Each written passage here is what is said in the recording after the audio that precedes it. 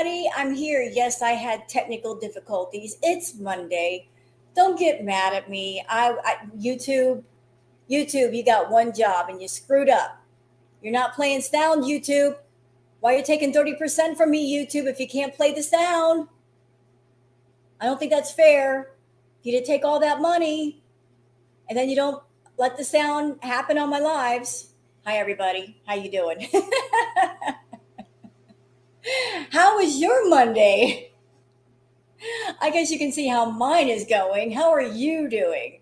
So I know you thought I was seeing stuff. Nah, YouTube was just messing with me. It says April Fools. You want to do a tarot live, but we're not going to play sound. So good luck with that, girl. Let's see you do tarot without being able to talk to people. How are you? So it is time for some more tarot, and we're going to do things a little bit differently today. I'm not doing too many readings on Foodie. I'll do a couple, but my main focus today is going to be on Amberlynn Reid, because you guys know a lot of stuff's been happening with her and the family. OMG, the family drama going on. Like there's a back and forth going on. Like it's crazy.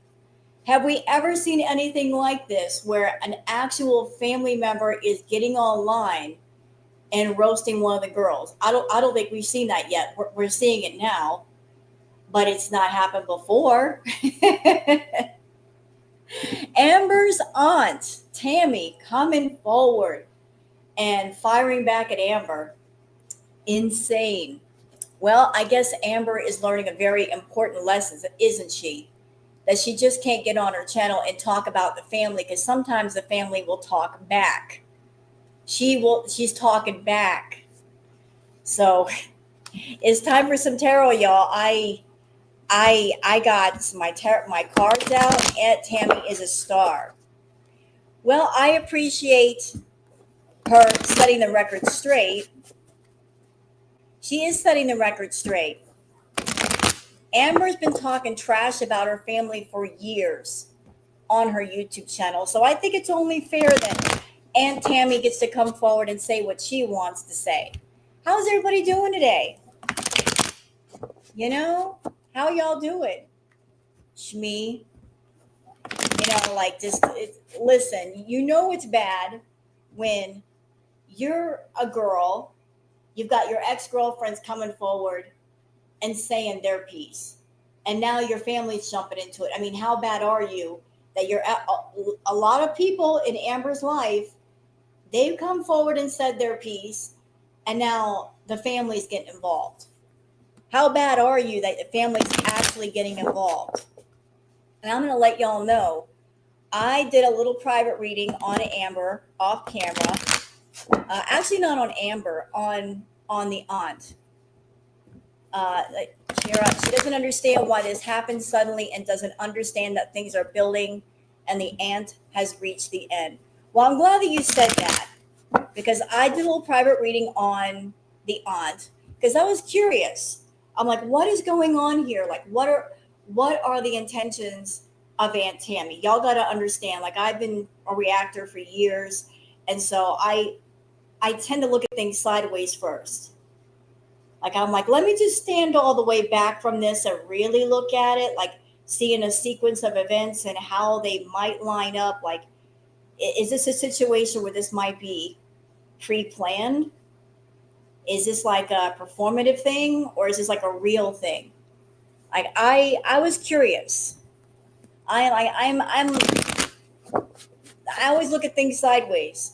So I did a little reading on the aunt and see like what the feeling was, what the energy was of Aunt Tammy. And this is what I was told in my reading. Aunt Tammy, where she's coming from with this is she loves Amber. There's no burning rage here. There's not like revenge. There's no energy like that. I felt in Aunt's energy that there's a sadness to it. Hello, Tron. Like, there's a definite sadness to it. Like, she just feels at the end of her rope with Amber. Like, this whole thing with Amber and Tommy, it's really disturbed her knowing that her niece is involved with somebody who's got a very unhealthy interest in very obese, very unhealthy, bigger women of a bigger size. And it scares her. It scares her to think about what might happen to Amber being with Emily. Because I'm gonna let y'all know I got a lot of reacting to do later on today. I got a lot of stuff to catch up on. One of the things that I'm going to be reacting to is the newest video from Apathetic Facts. I was working last night, and there's one part of the whole thing that I did not catch. So apparently, Tommy, has been talking to somebody else, another woman. I forget her name, but she is not well. She's in a facility, and Emily seems to have a type. She's not just going for women of a bigger size. In my opinion, I think that Emily has a part of her fetish is she looks for bigger women who are in really, really, really not good health. And I'm not in her mind to say for sure, but it seems like she gravitates towards women who are on the brink of death. And whenever Amber says, Emily, I'm sick, I'm going to the hospital, like Emily is like right there. Emily's in the healthcare field, but not only is she a feeder, not only is she into that lifestyle, but she seems to gravitate towards women who are very, very, very, it's really twisted. It's really twisted. And I'm sure that Aunt Tammy knows about this. Yeah, exactly. I said that in one of my reacts, Jen. She's got an angel of death thing going on, where maybe she wants to be the greatest love of somebody's life before they pass. I don't know. Only a psychiatrist would be able to figure that out. But it's creepy, it's weird, it's scary. And it's like she just like Colleen passed away. Amber's in really bad health, and then this person that Emily's been talking to is in not good health. Ugh. Hello, unicorn card. So it's like, does Emily have this fascination for death? And I don't know. It feels like it. Like when you put the pieces together, it's disturbing. Amber will continue to drama with everything, but she's getting all the attention she wants and the money, and she will lie about everything they say is making her money. Yeah, she's like, I'm going to turn lemons into lemonade. Like she's a narc. It's like, let me make it all about me. Let me benefit off of this. And what is going on with all the people throwing her money? Can we have a talk, please? Did your parents never teach you don't reinforce bad behavior? What happens when you reinforce bad behavior? It just gets worse. So what's with all the super chats? I mean, y'all can spend your money the way you want to, but I don't understand it. There's nothing that anybody can say to Amber that's going to change her, that's going to really upset her. She's just going to do what she's been doing. Thanks for the money. It doesn't matter if you tip somebody because you like them or because you hate them. You're still giving them money. I don't understand that. Why people are giving her money. It's just weird to me. You don't like her, then why are you giving her your money? Why? I don't get that. It doesn't make any sense. ALR is isolating Mama Lynn next. Mama Lynn's boyfriend. Mama Lynn, I feel, is trapped by the motherly love. She loves Amber, that's her daughter, and of course she wants to back her daughter up. But it's I was just thinking about this earlier. Amberlynn and Foodie, their situations are very similar, aren't they? They're very similar. Like Chantal has a mother that loves her very much, loves her too much. And as a mother, you try to overlook the faults of your child because you do love them. I think Amberlynn's mother is the same. Like, you don't stand up to your child when you should. And the child knows that. They're very manipulative. And they continue to do wrong. And you're like, you say to your mom, because I love them. I excuse the bad behavior. I look past it because I love my child. You can love your child and still see the bad behavior. Yeah, like maybe overcompensation. There's guilt. There's shame of something. So Mama Lynn has guilt, and so does Chantal's mom. And Amberlynn and Foodie both know that, and they play their guilt against them. So we're going to do some tarot on Foodie. We're going to do a couple of readings. One for Foodie, one for Salah. The rest is, I've got different readings that I want to know, different pieces to this puzzle. I'm interested to know what's going on. So I don't know how y'all feel about that. But there's questions that I have that I would like to ask. So how do y'all feel about that? How do y'all feel about all the crap going on anyway? I mean, there's just too much. There's too much. And you want me to do one on Rosie? Perky Love Rosie? Yeah, that's another one that needs to get out of Amberlynn Reid's pool. Stop involving herself so much. And she's entirely too involved, and it's like, not your monkeys, not your circus. Stay out. You need to let the dog out. Well, go right ahead, darling. You do that. All right. Go let the dog out. Okay. But yeah, Mama Lynn does have guilt. I don't know what about, but she does have it. I couldn't live with their drama. You know, I'll say one thing for Amberlynn. She's different than Foodie because she doesn't plan out like long arcs that go for months. Like if she has drama, it comes in spurts. And then the spurt is over. And then you got to pick something else. You know? So I don't know how long all this stuff is going to last. You can overlook your child's bad behavior, but there's a difference when you actively enable it at every turn. Mama Lynn and Shmi are as much a part of the problem as their spawn. Well, facts. Facts, Angie. You know, like if you're a parent, then part of your job as a parent, I would feel, would be to set your child up for success. And sometimes tough love is needed. Sometimes you got to let them fail in order for them to succeed. You know, it's like if they don't learn now, when are they going to learn? So when are they going to learn? Like Amber's in her 30s, 40s, Foodie's in her 40s. When are they going to learn exactly? All right, so let's do some stuff.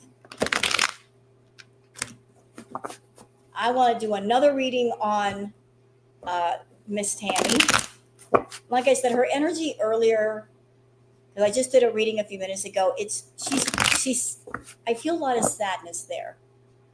I feel that she is sad. She did not want to have to do this, but she is concerned. She's concerned about Amber, like what might happen to her, and she's not full of rage. She's just done. She's done with the bullshit. Done. But being done doesn't mean that she's full of ferocious anger. She's just done. It's like now she's like, if whatever you say online, I'll respond to. I'm not going to put out like tons and tons of tea. I'm just responding to stuff that you say. Hello, Leanie. So that, I believe, that's Aunt Tammy's attitude. Hello, Matilda. Welcome, everybody.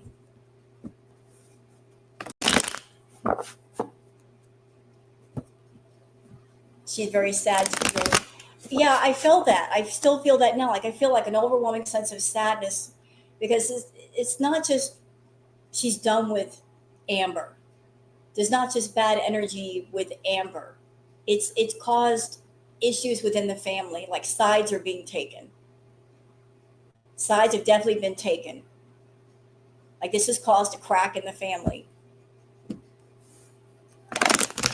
Hello, Nancy. There's no way Foodie Beauty is going to live a happy life in Syria for a million reasons. Here are two. She is not a family-oriented person, and she's being a trad wife. Never. Well, I don't know if she's going back to Syria.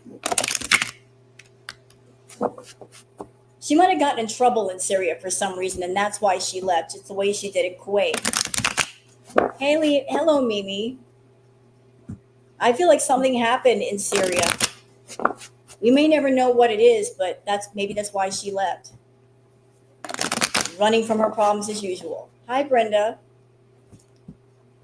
All right, so let's get into Tammy's energy. I just want to get like an overall view. Like, how does she feel about Amber? I'm wondering if the same cards are going to pop up that they did earlier for this reading, or there's going to be something different.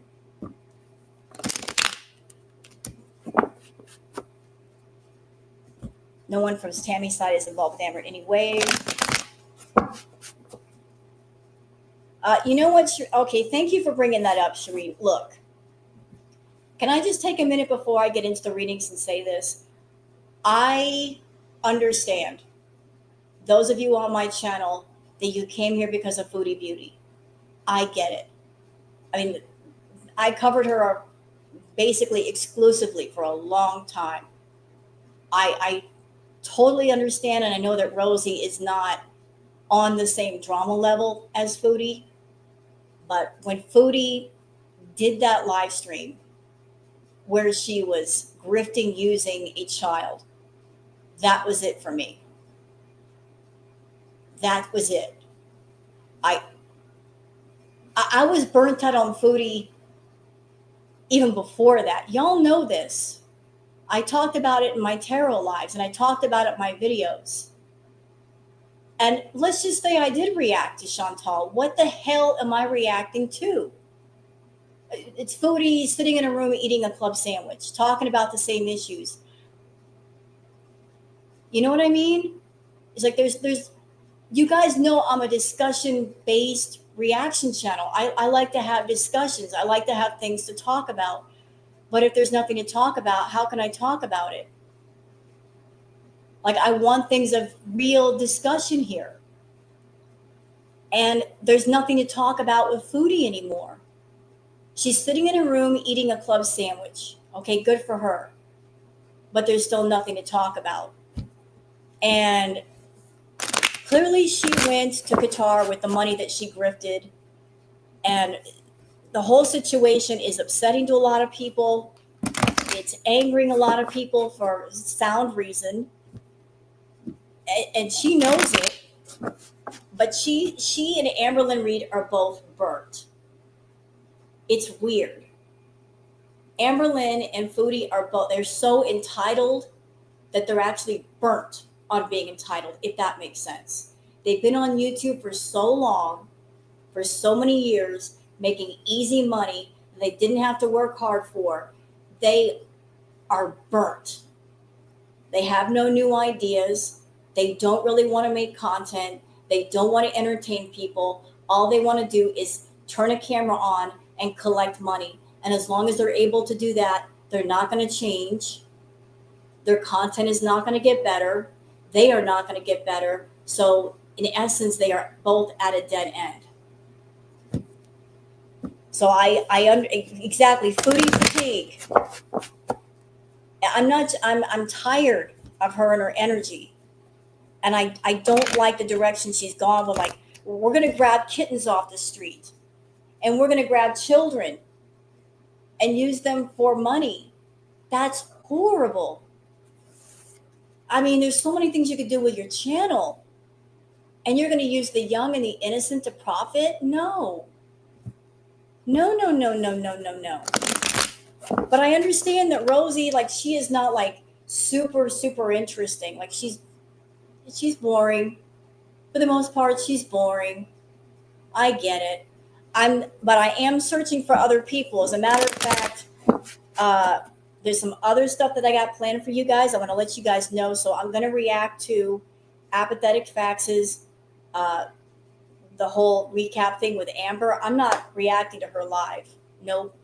And there's also a very interesting person, a person who fell in love with her psychiatrist, but she also claims to be spiritual. She's done the tarot, and she's basically conned somebody out of a bunch of money, reacting to her too. There's another person that did a counselor that did stuff around Amber's BPD, reacting to that. So I want to bring more interesting stuff to you guys, and I don't care if my channel takes a hit and if people leave and there's less view. Forget that. But I'm not going to get sucked into the foodie black hole anymore. I'm just not. You know, exactly. So, I mean, the only exception to the rule, y'all, I will make one exception with foodie. One. You hear me? Just one. If she does a live stream and the shit is hitting the fan, the tower is coming down, she gets on a live stream crying, I can't go back to Syria, Salah disappeared and PayPal shut down on me, I'll react to that. Because I did promise you guys dessert, didn't I? I said I'm here for the dessert. I'm here for the fuck around and find out moment. But that's it. Her regular live streams, nah, we're not touching that. No. No. Absolutely not. I'm here for the consequences. I'm not here to sit there and react to her grift. I think you guys deserve the fuck around, find out moments. You do.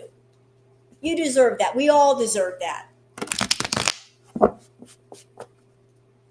We all deserve that. But in the meantime, I'll react to Amber. I'll react to other people. And I'm sorry that some of the content that I'm doing, it's not like 100% interesting. It's going to be impossible to find one person that everybody likes and everybody gets into. Some people may like them. Some people may not. It's trying to find one person that everybody gets into is like a needle in a haystack. You know what I mean? It's just that different people like different people, different things. So I'm trying, y'all. I do care about my content. I care about what y'all watch. I'm looking. I'm really looking. But Foodie's regular content, nope. Sitting in a room, eating your food. Clearly you're having B moments. I can tell just by looking at you, you're swollen up from all that sodium. Girl, put the fork down. Put the salt shaker down. You're doing too much. All right, so let's get into the Tammy stuff.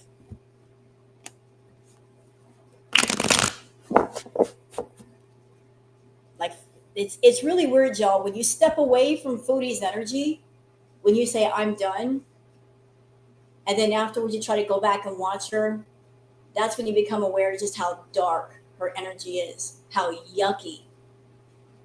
You look at it twice and you go, ew. Like, it's bad. It's really bad. You don't know how dark the trenches are until you get out of them and you see sunlight again. It's just you step away for a while and you say, I'm done. You separate yourself and then you find out it's bad. It's really bad.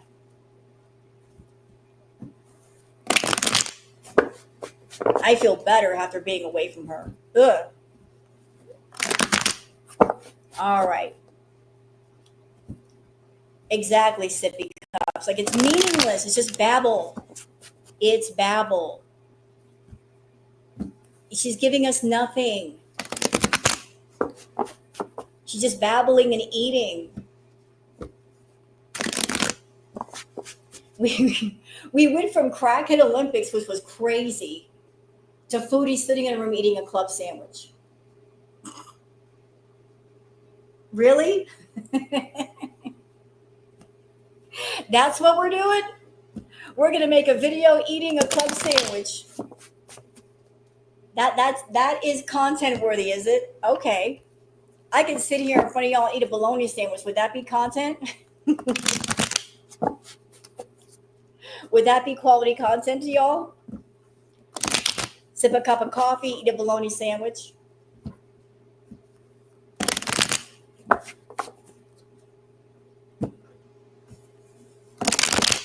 All right.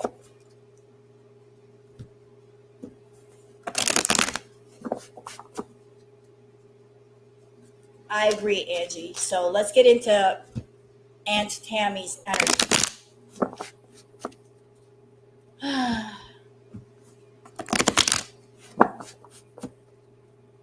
And I do think it's hilarious that Foodie is begging for attention. Amber's got the attention right now, and Foodie's over there like, what about me? She's trying to get attention, but she's not doing anything to get attention. She's like, everybody look at me over here. And we're like, Foodie who? Why? Go away. There's interesting stuff over here. Like, we're not hearing you right now. She's so frustrated. She is so frustrated.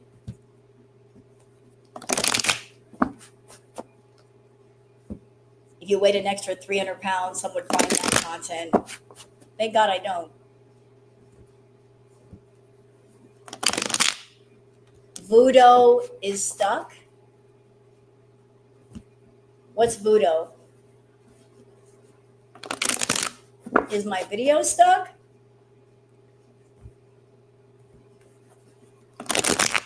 Is it stuck?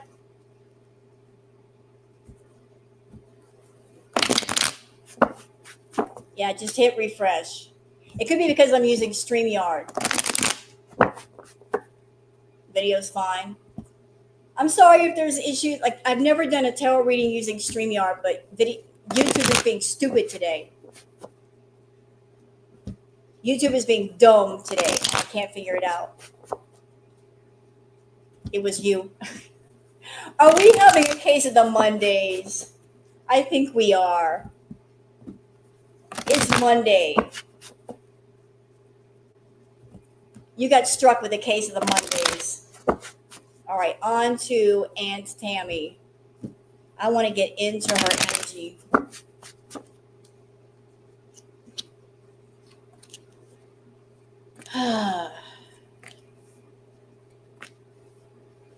Like, why did she like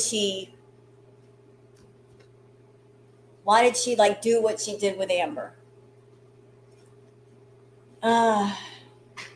So the first card down is the Temperance card. We have the Temperance card. So y'all look at it. There you go. Temperance card. Y'all see the picture of it?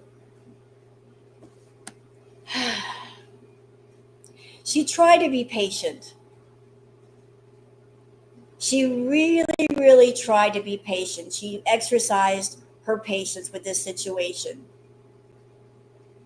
And with the 2 cups, with the water going back and forth, like, she tried to pass along information to Amber. She tried to pass along help to Amber. She tried to pass along good energy to Amber. She saw that Amber was on a bad path, and she, the figure of the angel. It's like, I want to be a good source of light in your life. I want to help you. I want to offer help. Like, I feel like the angel figure is like, she really brought the light energy into Amber's life. The wisdom, the experience, the healing, health. Aunt Tammy. Like, she was like, I'm trying to take what's in my cup and pour it into yours and benefit you. Why did she reach out to Amber? Why did she do this to Amber? Because of this.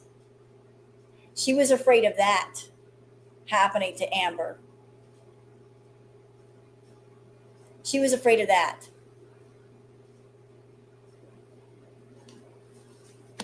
She was afraid that if Amber stayed on the path that she was on, that eventually something would happen. And I'm going to say something really dark. Like, I also want to say that these tarot readings are for entertainment purposes only. But This is death riding in on a horse. This is literally death riding in on a horse. And notice all the bodies around death. Like this, death is literally coming in, and they've got a trail of destruction behind them. But Aunt Tammy was afraid of this. This wasn't about Aunt Tammy getting on YouTube and making money. This wasn't about Aunt Tammy getting on YouTube and getting attention.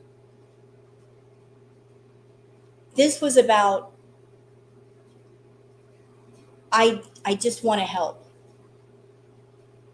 And if it means those around me not agreeing with me, those around me having a problem with me, somebody's got to step up and do something, because this is crazy.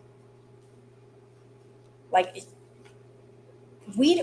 I don't know how sick Amberlynn Reid is, but I'm sure it's pretty bad. Maybe Aunt Tammy knows more about Amber's health, or suspects more about Amber's health than what Amber is telling people. But maybe Aunt Tammy saw how bad it was getting and how fast it was progressing. And she's just like, this is bad. My niece is already sick. And here's this person who's going to just accelerate that. And that will make the situation worse. So like she saw this in Amber's future. And she's like, oh, hell no, this is my niece.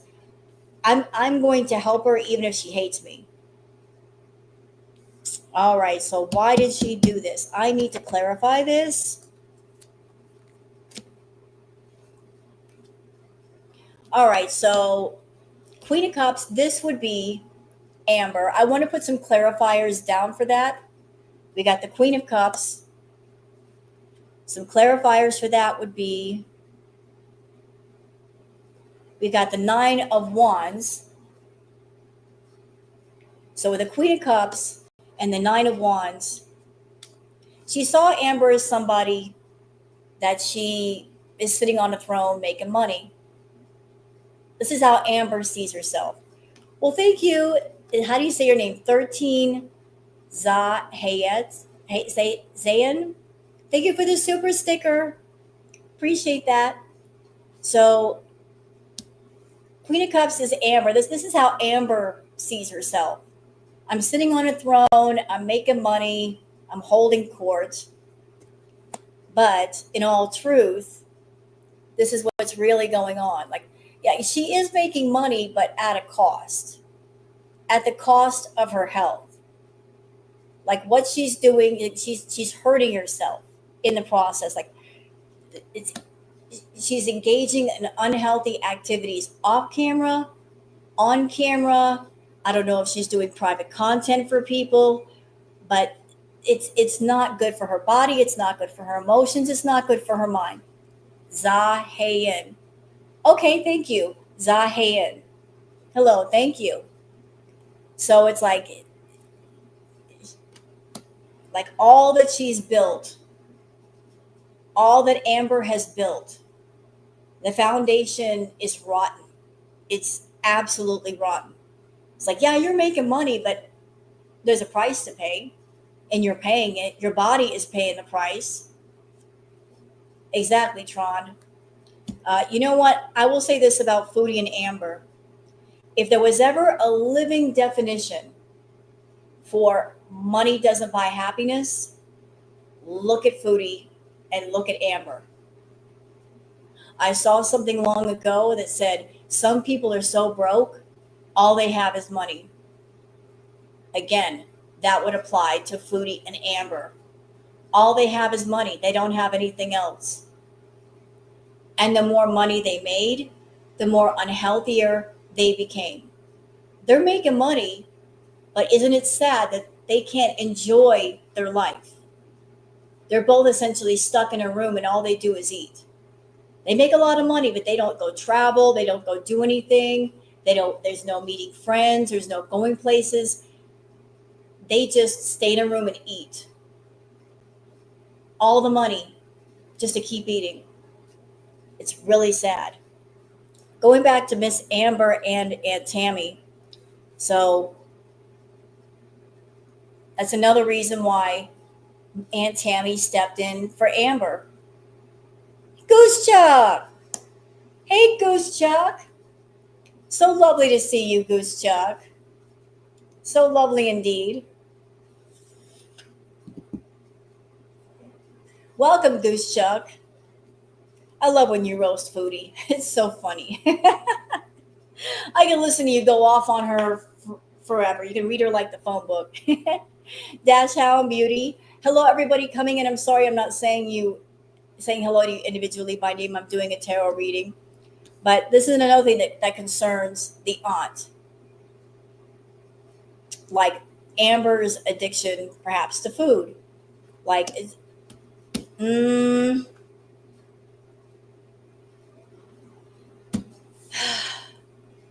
she's concerned that Amber is just like too money motivated, too motivated by her desires. Like, I want. Let me just do some more clarifiers for that. Yep. She's concerned that this will lead to that.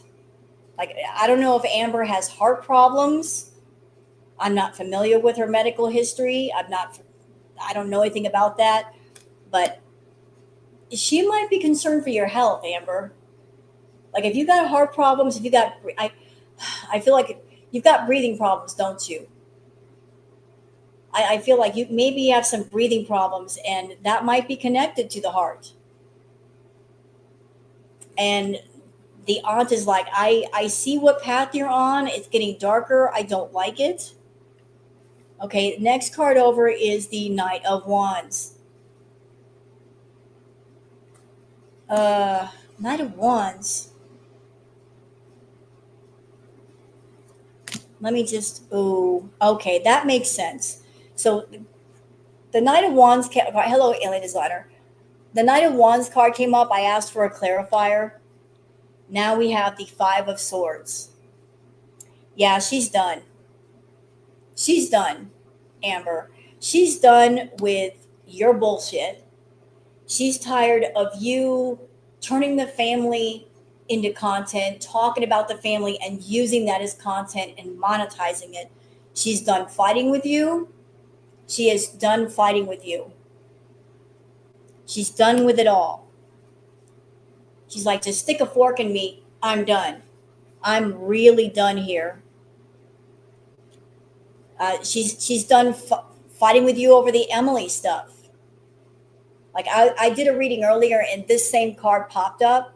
There are two figures in the background. I feel like one represents Amber over here by the water because water is very emotional. This one is Emily. So like Amber by the water crying over Emily and Emily just walking away. And here's the aunt in the foreground. Thank you, Nasi Boricua. Thank you, darling. I know she still wants Emily, and she's probably still paying for Emily. Emily, in Emily's world, she hit the jackpot. Not only did she find someone to satisfy her feety fetish, but Amber's also a pay pig. She hit the jackpot. Amber's got money. She's probably getting money from Amber. But going back to the reading, this is the aunt right here. And she's like, I am tired of fighting you. I am tired of going to battle with you about this relationship, about everything. She's done. She's absolutely done. Yeah, she loves the attention. Of course she does. Hello, Nasty. All right, let's do some more cards on this. I want to go further.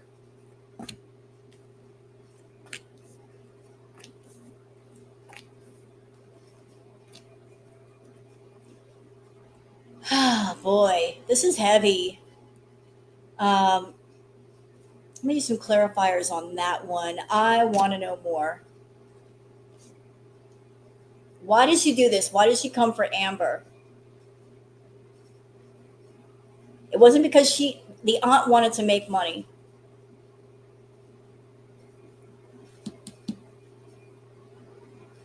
She was disturbed by the fact that Emily was looking at Amber as a pay pig. Like she saw the path that Emily was on.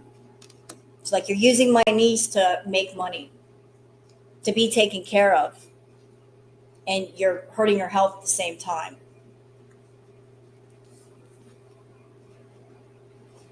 Like she's not happy about this. Like I feel her sadness now. The aunt is not happy. The aunt isn't happy. Not at all. That's the Nine of Swords. She's not happy. This whole thing of her coming to YouTube, it's caused a rift in the family.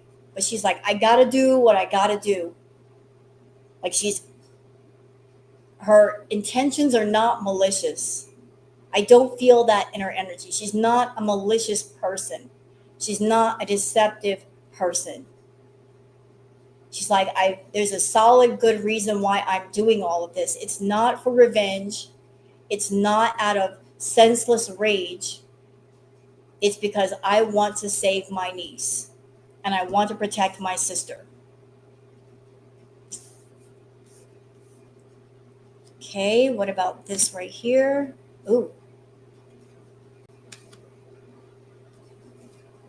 Okay.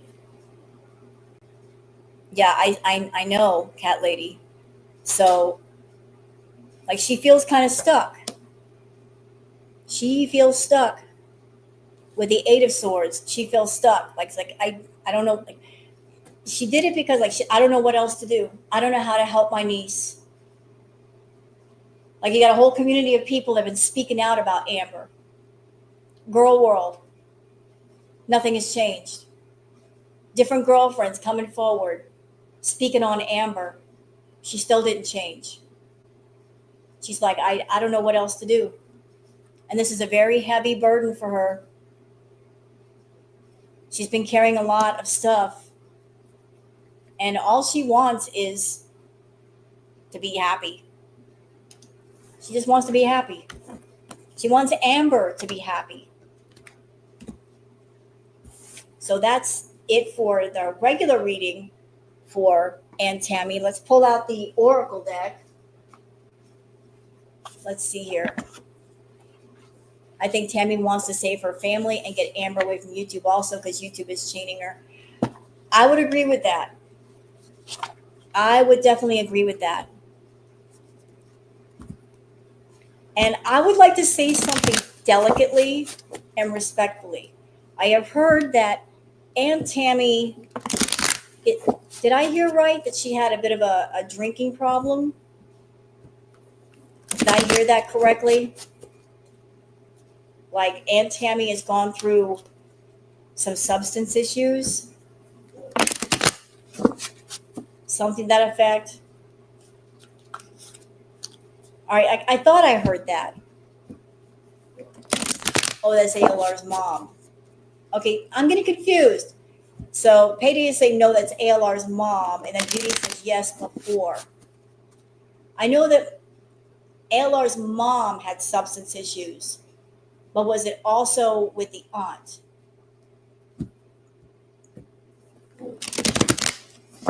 She used to drink. Okay. I thank you for the super chat, Nancy. I don't like Tammy coming online. She's just giving Amber fuel for reacting. Nobody wins.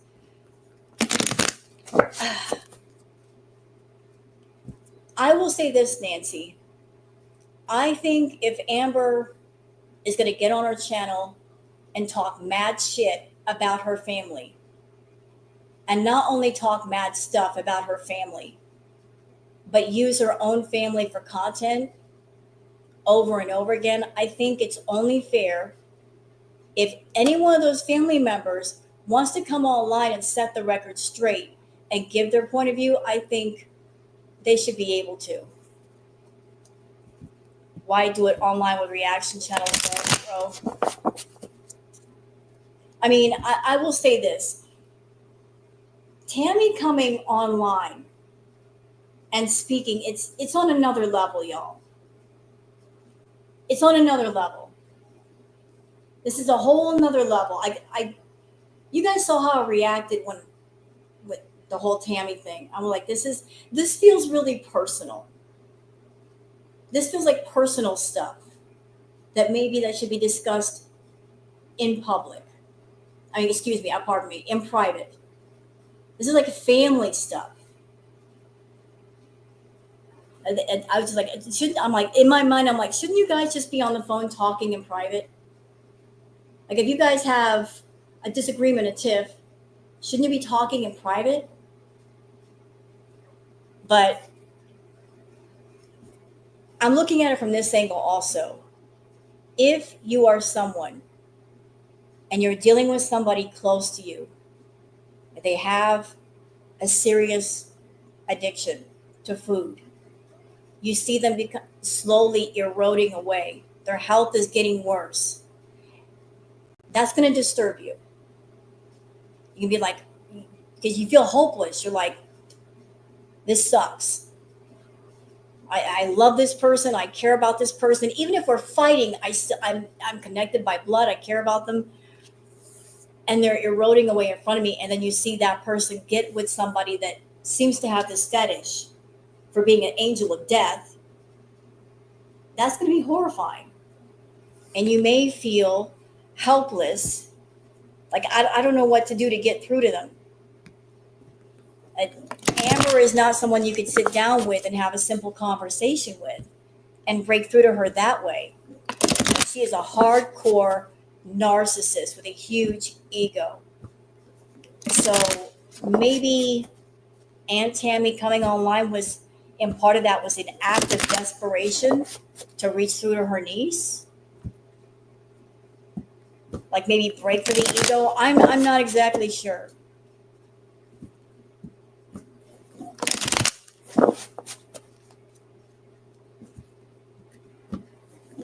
I know, like, and you know what, Cocoa Bean, thank you for bringing that up. See, here, thank you for bringing that up because I want to put this point out there. If Aunt Tammy, because she's known about Girl World for years, if she just wanted to come online and get attention and she wanted to make money, why wouldn't she come forward sooner and spilled all the tea? Why wait this long? Something must have happened. She could have gotten attention and monetized her channel and made money long ago. Why didn't she? She kept quiet for a long time. Why?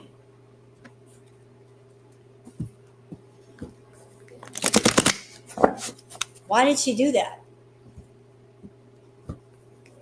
Maybe it was an act of desperation. When you see things get so bad that you're like, it's gone far enough.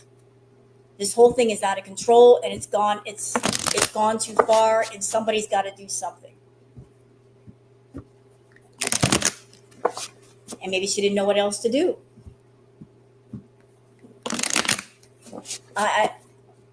OG Light Warrior. Okay, maybe this was the only way to reach her. I wouldn't have done like that, but to each their own. Amber being in Oklahoma has divided the family further. Sure it has.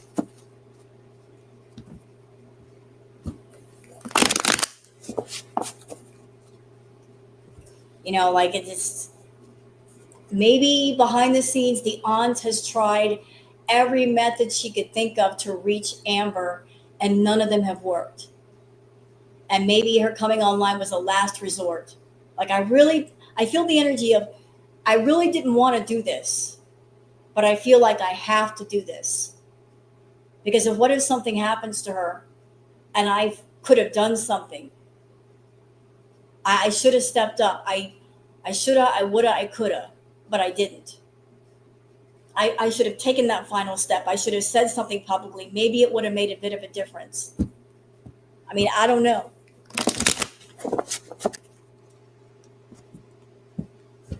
Amber's an extreme person, and maybe it would take something extreme to get her to see truth.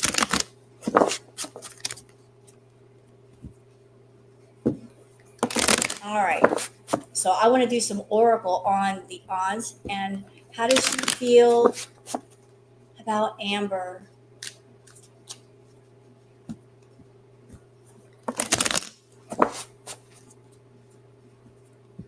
How does she feel? And I'm being told to say this, even if you're family and you have the bloodiest of feuds, the bloodiest of fights, you and somebody else going at it hard, deep down you still care about them. You care about what happens to them. Even if you don't feel strong love, like family obligation or family tie, you still feel that.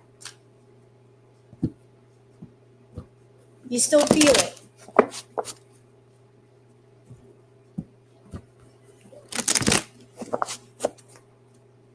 There's something there.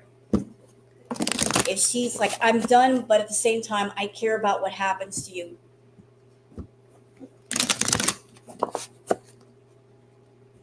All right, so how does Tammy feel about this? The whole situation.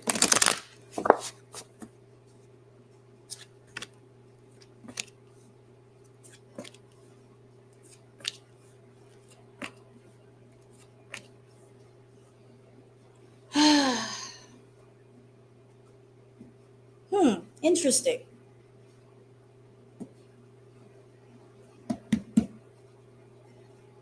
Well, this kind of goes to the timeline of her and Amber. So the honeymooning card, I feel, has to do like when she first reached out to Amber and they reconnected. There was like a honeymoon phase. Where, like they reached out to each other, they started talking, and everything was good. Then with the graduation day card, it's like they started talking, everything was good, and then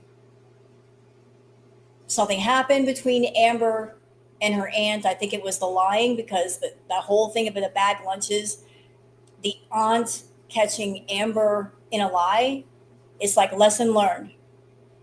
Lesson learned. Like I see this side of you. I acknowledge this side of you. Like you are not what you claim to be. You're a liar and you're a manipulator, and that in turn has puzzled her. Like, why? I'm her aunt. Why is she lying to me? Why is she acting this way?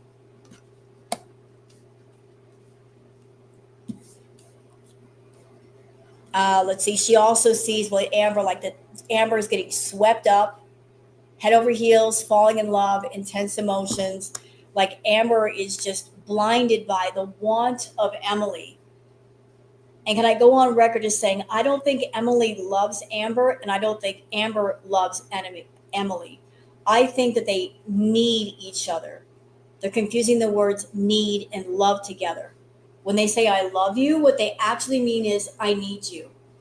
They need each other for different reasons because love is healthy and toxicity. Their kind of need is toxic. So like they're both swept up in each other with their need of one another. They need each other. Emily needs her for the money, maybe for the attention, and Amber needs her for the companionship. And she sees that like this whole thing with Tommy, Emily, this is not a passing phase.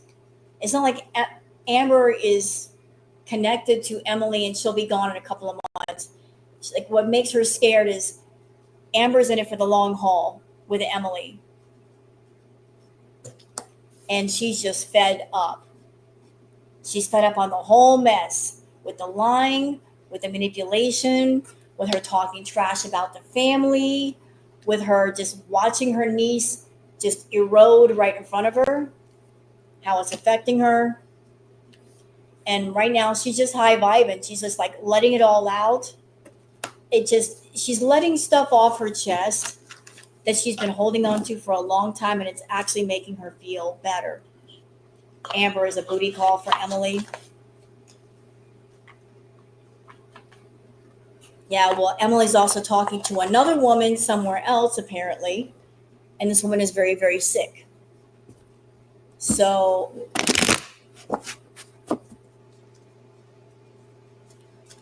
I'm going to do something that's going to make Amber very, very unhappy. Very unhappy. I would like to read on her mom. Just general energy around mom. Just general energy. Like the whole situation. I want to be respectful of mom.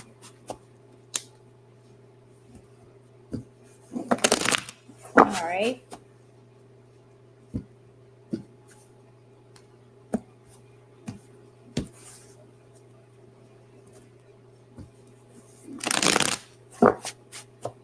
See, that's the thing though, Brenda. You would think that Amber would have an entire meltdown over Aunt Tammy, but she's not.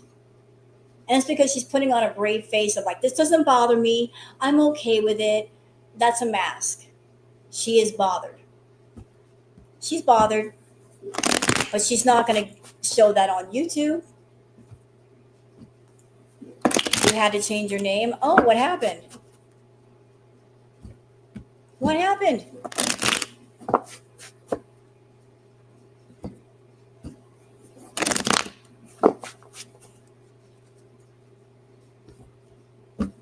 All right, so let's get into mom's energy. Should I change decks? I think I should. Get a fresh deck. Let me get my stuff here.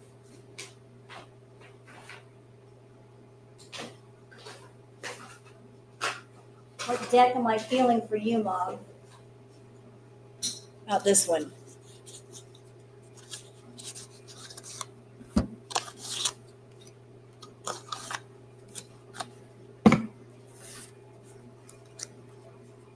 It scares you?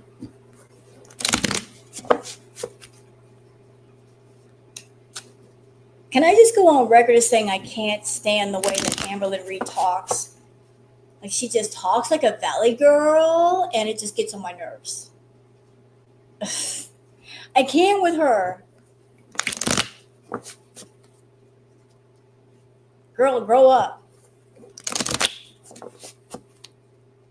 All right, so we're doing mom this time.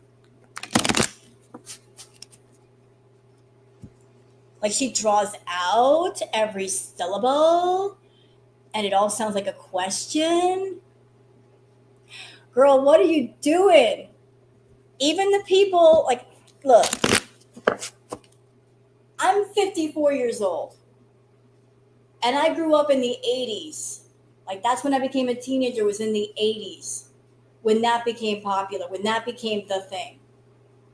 When Moon Unit Zappa put out that song, they got everybody speaking like a valley girl, everybody. But that was years ago. And even the people that adapted that and were speaking the valley speak, they don't do it anymore.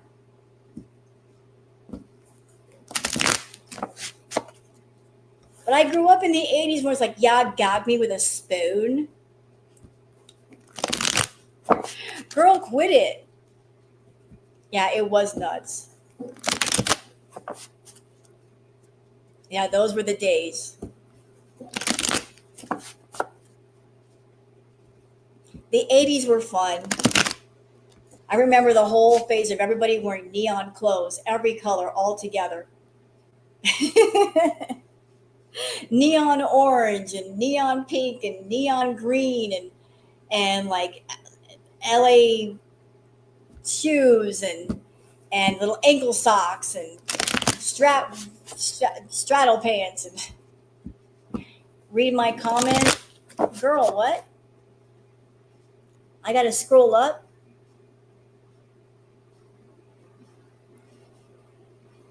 What am I reading?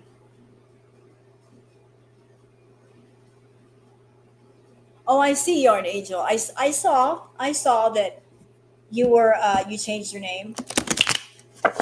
Being a teen was insufferable back then. It was fun though. Don't you sit there and lie. We had fun. It was a crazy time. Don't ruin my childhood. Quit it. Yeah, leg warmers, yes. Big wham t-shirts, crazy colors in your hair, all that. Jelly shoes.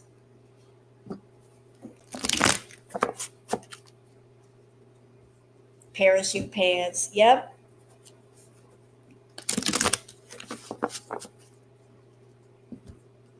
I'm gonna sound really old right now.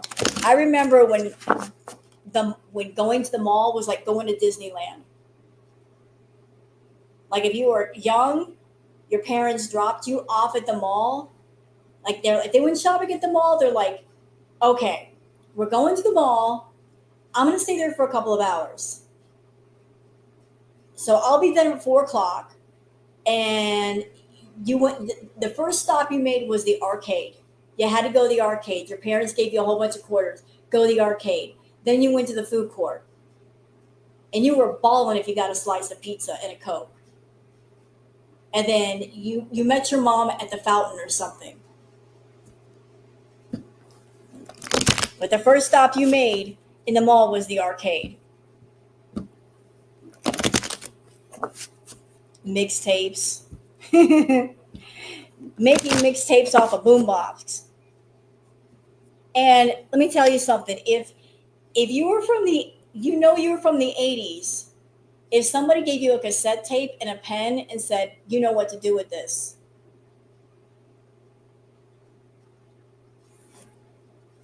Like pens and pencils to cassette tapes were useful tools.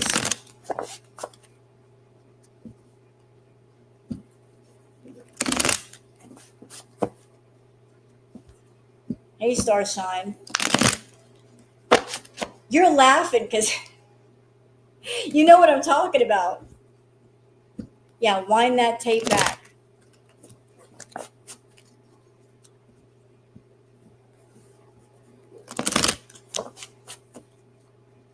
You miss record stores. Jane Fonda tapes.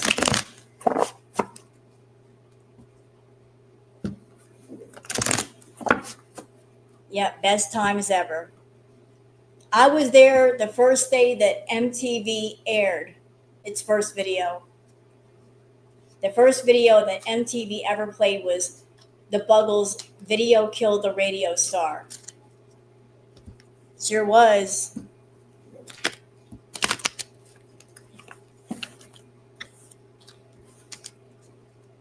I actually like that song too. All right, on to how does mom feel?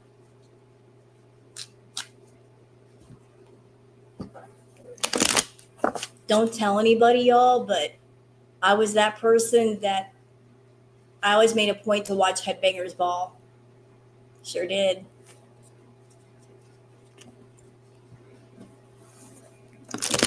You drop everything to watch Headbangers Ball.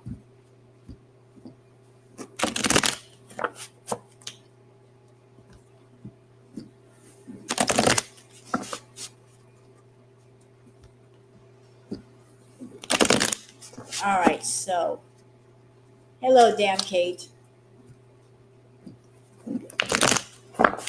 How does mom feel about this whole situation? Yeah.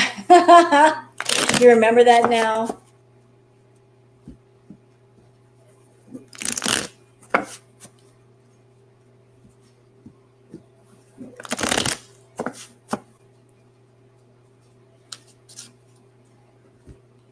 Exactly. Me too, Nancy.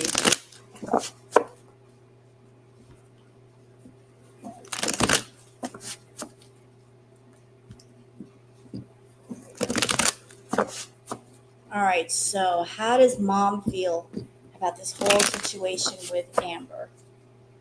With the whole situation going on?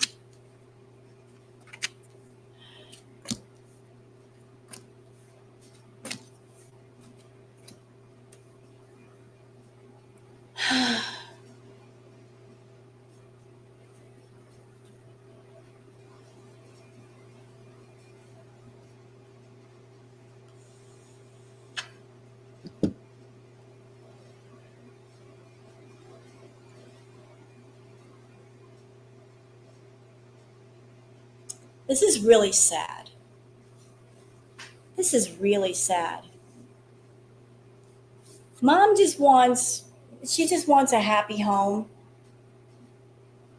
You know, like I feel it's his family. She wants the family to be happy. She wants everybody in unified. She doesn't like want all of this fighting. She's like, I want everything to be happy. Let me clarify this card. I want to know what that's about.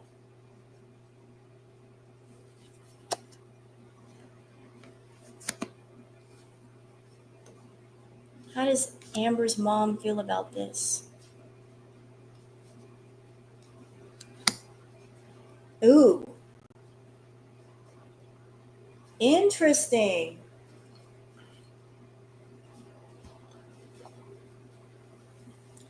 Does Amber's mom know about something? Because we've got the Five of Pentacles. So you guys can see it. Five of Pentacles. And then we've got this card. We got the Seven of Swords. And the Seven of Swords is like a card, kind of like a deception, like somebody getting away with something.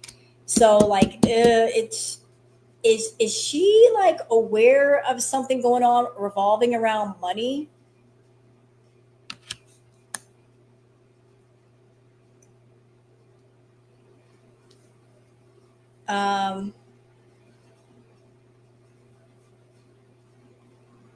Like some kind of deception revolving around somebody around her portraying that they don't have money and they're essentially lying about it. She's aware of somebody getting away with something. She's aware of some kind of deception, but she's also aware that there is going to be judgment. That there is a judgment coming. Revolving around what though, Mom? Ooh. Judgment revolving around. Ooh, this is not good. We got the judgment revolving around the Four of Wands. So two people thinking that they're going to achieve some sort of a victory. Let's go a bit further. I want to know. And this has to do with the Queen of Wands.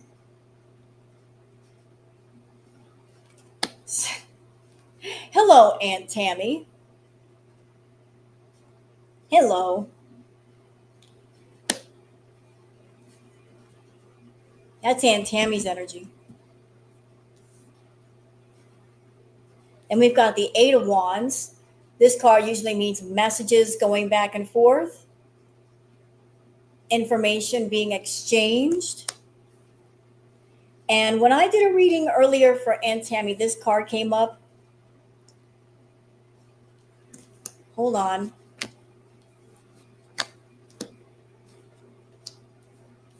Okay, tell me more.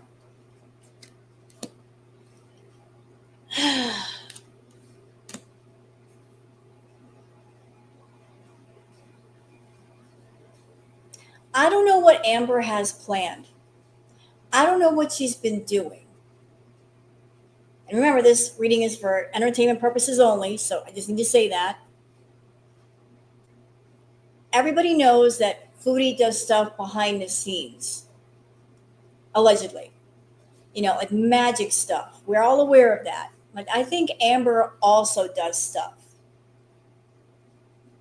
She also does stuff. If she doesn't do it, she has people that do it for her on her behalf. And why is she doing this stuff? Why is she like, let me just manifest something, manifest? We've got the Chariot card. She's going somewhere. She's traveling, but where is that? The King of Swords. Now, that may seem weird, like the King of Swords. Who is the king? I feel it represents Emily. Like, I feel Emily's energy with the King of Swords. Emily is a woman, yes, but there's also a bit of a masculine edge to her energy, so it makes sense why she's showing up as the King of Swords. Yep. And there might be plans for the two of them to get together with all kinds of money revolving around a home, revolving around prosperity. And this is how she's feeling. She also feels stuck. She's like, I can't do anything. She's like, I know what's going on. I know what the plans are, and there's nothing I can do to stop this. My daughter is going to do what she wants to do, and I literally can't stop her.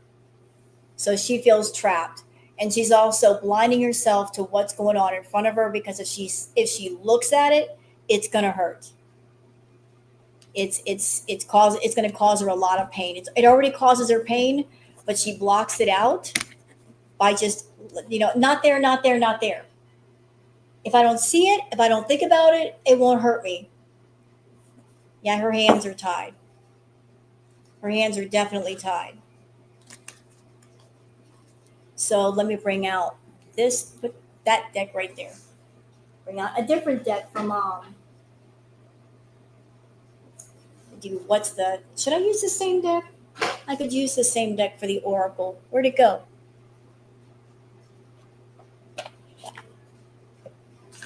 She feels there's nothing she can do.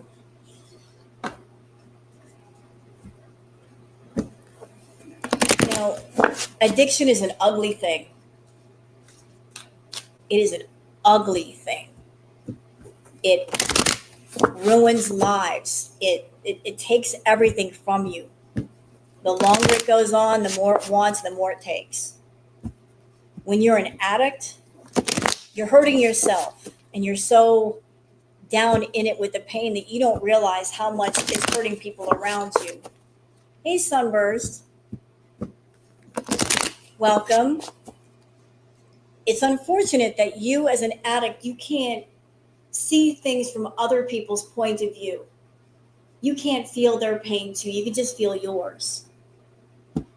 So Amber is hurting herself, but she doesn't realize the damage that she's doing to the people around her.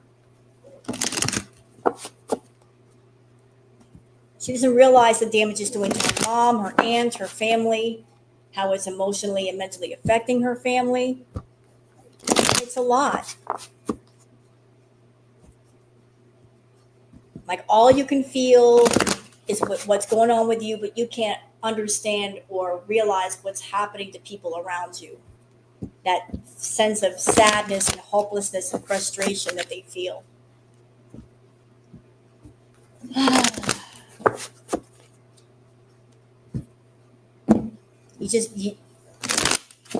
She doesn't understand it.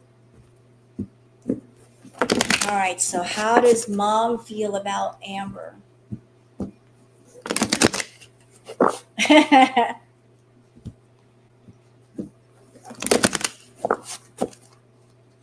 How does Mom feel about Amber?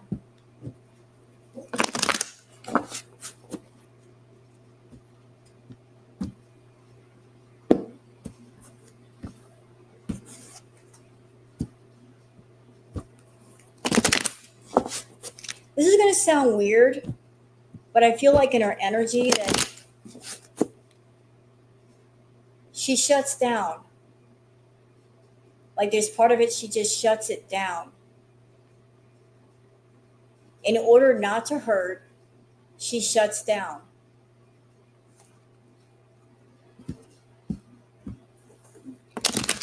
Like, I don't want to think about it. I don't want to focus on it. So I'm just going to shut it off. She shuts down.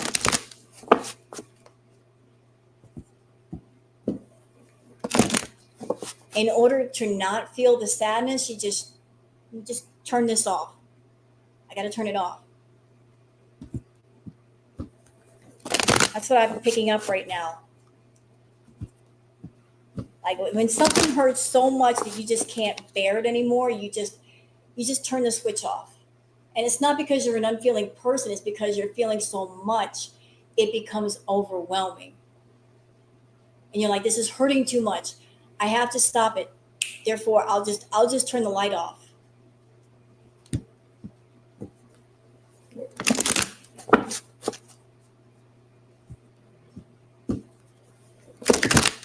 Thank you, Sunburst.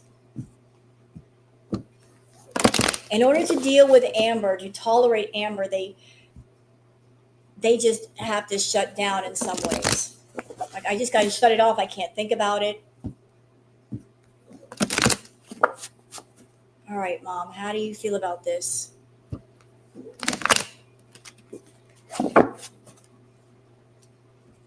Mom doesn't know what to do. There's nothing she can do. Like, there's nothing I can do to help my daughter. My daughter is going to do what she wants to do, and I'm here as her mother. I hear this. I love my daughter, and I want to stay in my daughter's world. I don't want her to completely cut me off.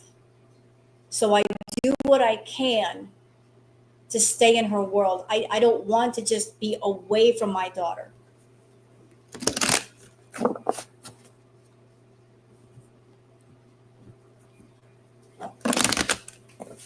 She's afraid of Amber cutting her completely off. So she walks the line with Amber.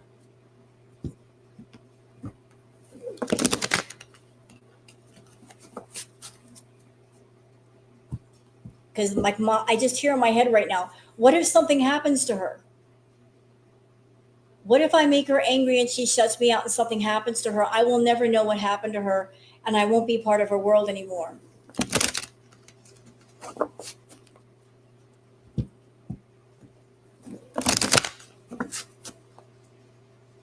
Yeah, she's protecting herself.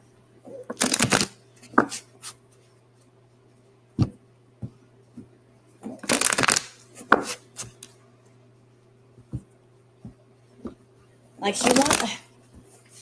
I'm hearing this and it's so sad.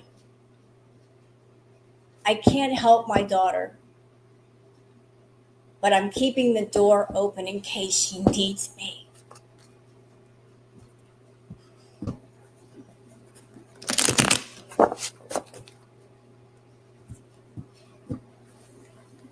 That's so sad.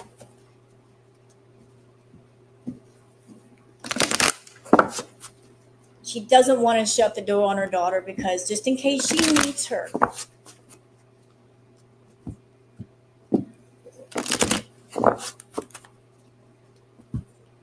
She still wants to be on her mother.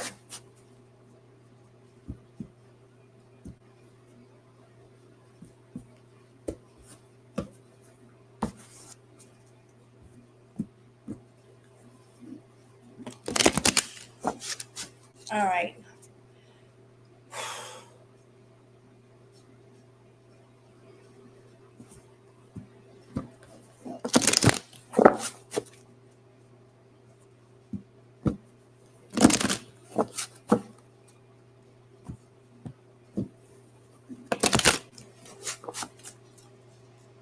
All right. I'm getting myself together. Just give me a minute.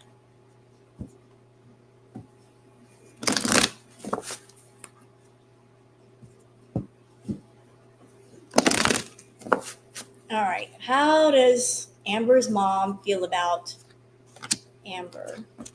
Ooh.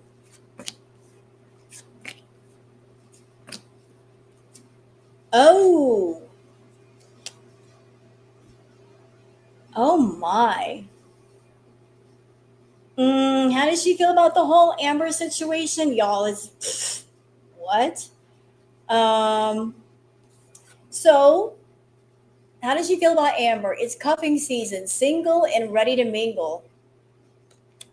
Ready for a relationship, on the hunt. Like the Amber is all in her feels about, I want a relationship. I want to be with somebody. Like she's like on the hunt. Also, Amber having her little light bulb moment, sudden realization, feeling inspired, insightful awareness. And with the lucky break card, good fortune, good things coming, turning point. Like, and that might be all the money that Amber is receiving now because of the drama that's surfaced. How does she feel about Amber? She wants Amber to find harmony, balance, peace, happiness. That's all she wants for her daughter. Peace, happiness, find some true happiness. This is where it gets interesting.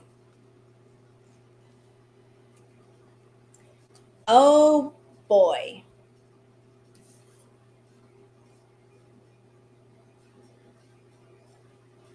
So if y'all can't read the card, I know because of the light in here. Repo, default payments, financially incapable, repossessed assets.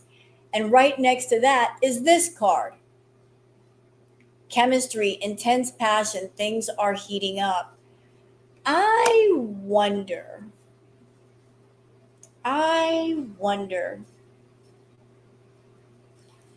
how much money Amber is giving Emily and for what?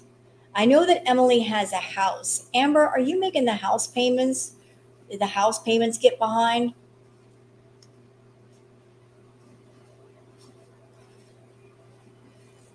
Did that happen? Girl, what? Yeah. Yep. The rebound.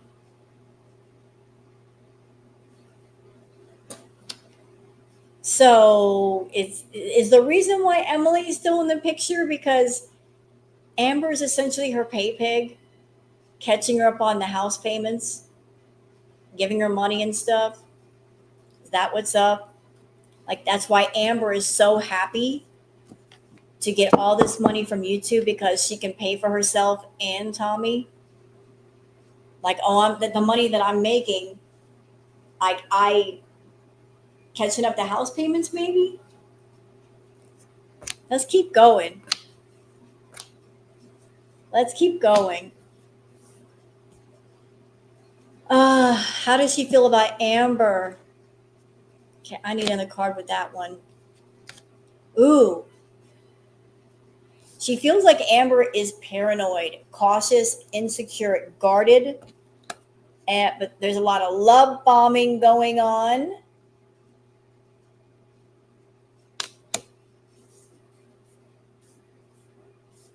Mom is fed up too.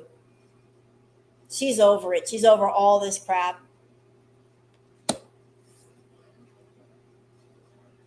And this whole thing, perhaps for mom, is karmic. Third parties, haters, lesson learned. I think that different people with all this drama, there are different lessons to be learned by different people for different reasons. So this whole thing might be a bit karmic for all involved, all parties involved. So like it could be karmic for Amber and Emily. It could be karmic for Amber and her mom. It could be karmic for Amber and her aunt. Like different people are supposed to be taking different things from this experience and learning from it. No, it looks like Amber might be running back to Tommy. That's the second time I pulled like a chariot type card. Yep, and this is all about the greed, lust, greed, not bareback, inconsiderate. That's just so rude to put that on a card. Like it's all about greed. Like there's a lot of greed going on here.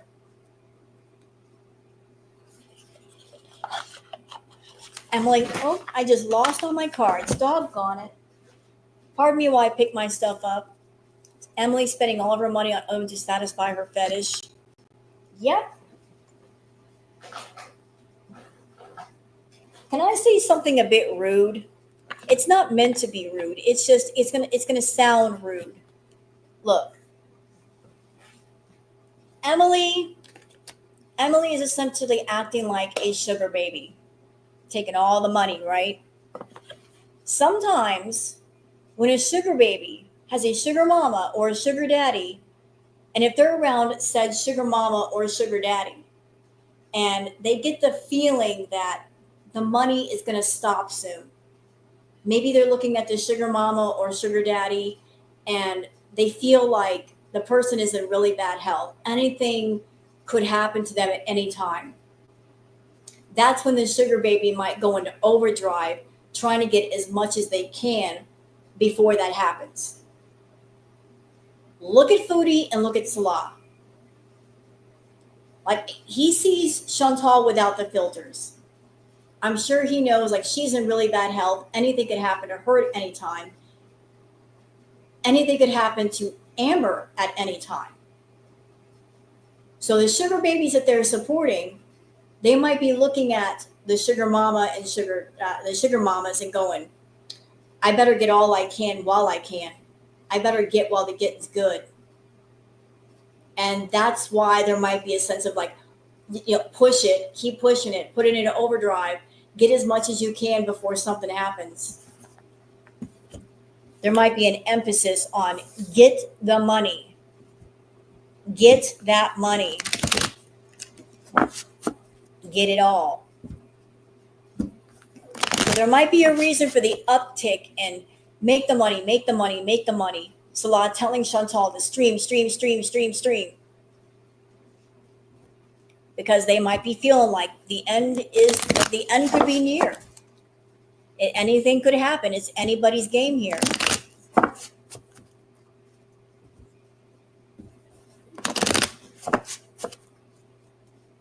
So Emily might be pumping Amber for money.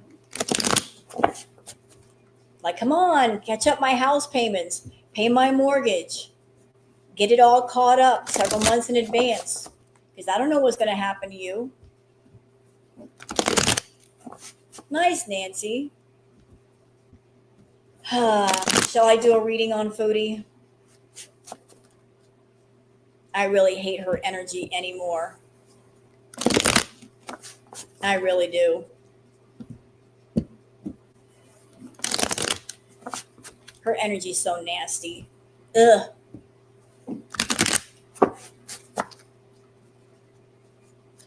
Ugh. I'm so bad. But it is. If you step away from her energy for a little while and then you try to come back to it, you're like, wow, that's dark.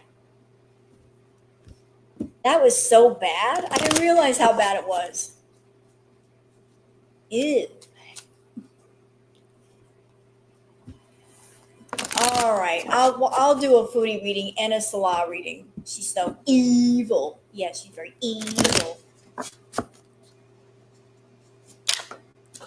Yeah, my cards are flying everywhere.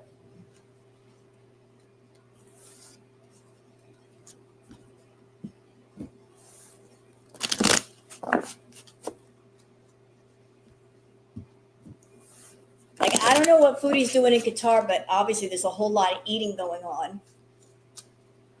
I'm wondering if she's taken a whole bunch of Foodie requests and she's just banging them out while she's there. And that's why she looks so swollen, just a constant eating. And she's got access to her fast food again. Yeah, the cards were like, call me back.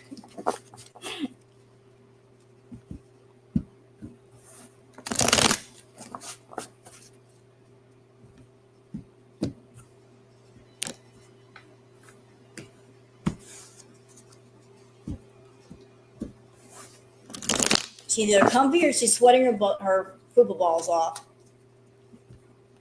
I don't know if she can go back to Syria. I don't know why she'd want to. Salah wants money, so she has to provide. Well, the smartest thing to do for him would be to tell her to go back to Canada where she can make more money if he were greedy. As long as she's in Syria, she can't make that much.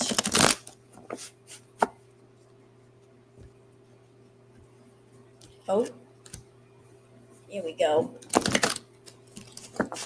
So let's get into Foodie's energy.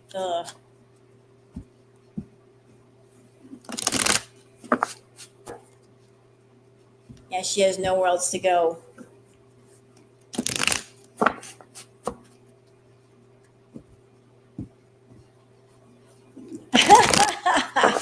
Skim the high points of Satan's assisted. That's good.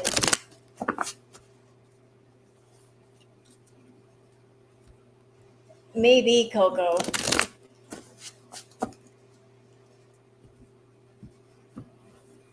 Oh, I know, Dash How Mom. I know. That was part of my decision. I'm like, what have we seen? We've seen her exploit a kitten for money.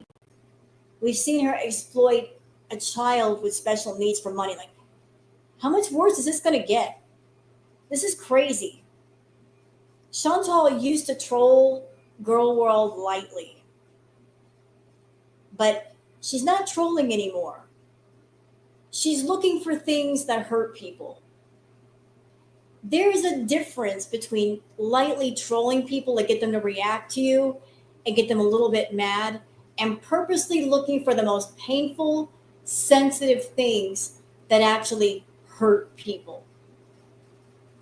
She's not out to troll, she's out to hurt. She crossed the line.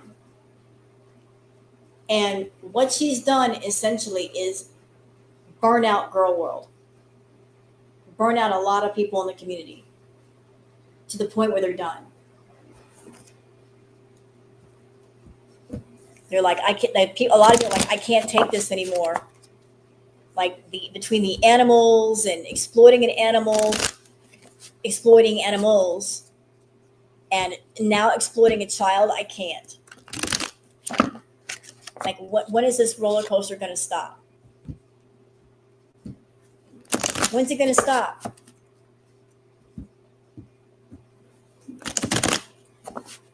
She's literally tired people out.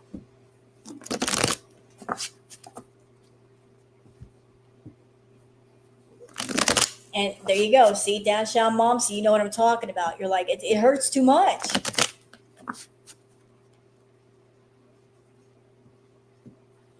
I don't know, Mimi. We'll see. We'll see where she ends up.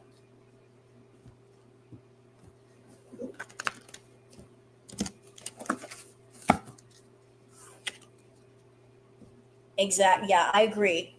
When you have to exploit innocence, you need to check out or you're going to be checked. If you're a content creator and to make money, to get the views, you have to exploit the innocent, it's time to stop making content, or it's time to start making different content. You've gone too far. You've gone way too far. So I haven't watched you lately. Foodie didn't want to. You suck. You're boring. I'm going to make a video of me eating a club sandwich. Girl, what? That's content, so you say.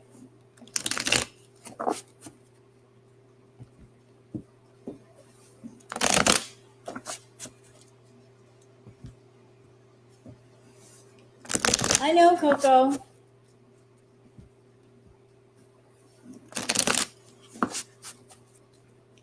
Can I say something else without offending anyone?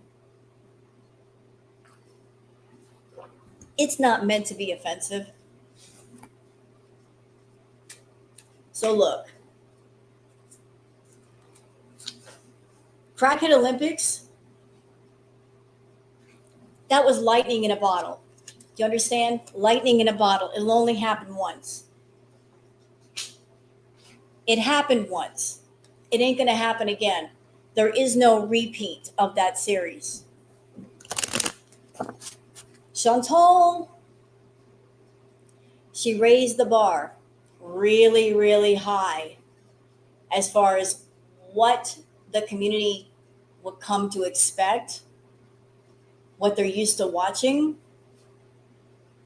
I mean, the bar was way the freak up here. Way up here. Like we all got used for like a year. We got used to high drama, crazy shit.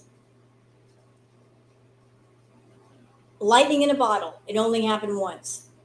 And anybody else that can't match that bar, you're like, oh, it's not, maybe it's not going to be as interesting. But is there anybody else on YouTube that is acting that way? No. It's like, so for those that are expecting the high drama all the time, again, Crackhead Olympics happened once. And even if Foodie went back to Canada, even if she went back there, took off the hijab, took off the abaya, and maybe acted similar to that. Maybe brought Natter back in.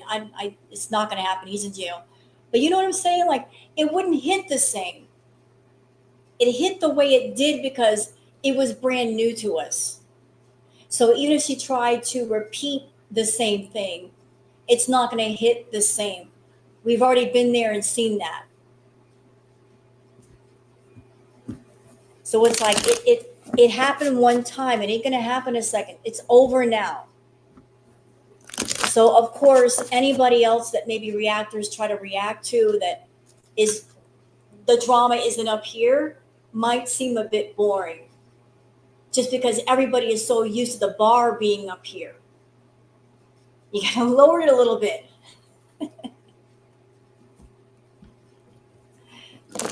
I mean, Chantal's an anomaly. She is a one of a kind that way. There's nobody on YouTube like her.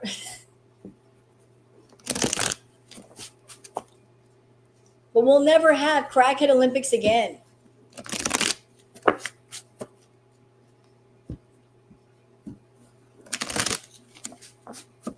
Like I said, even if Foodie comes back to Canada, which I don't think she wants to, it's not going to be the same. It's just not.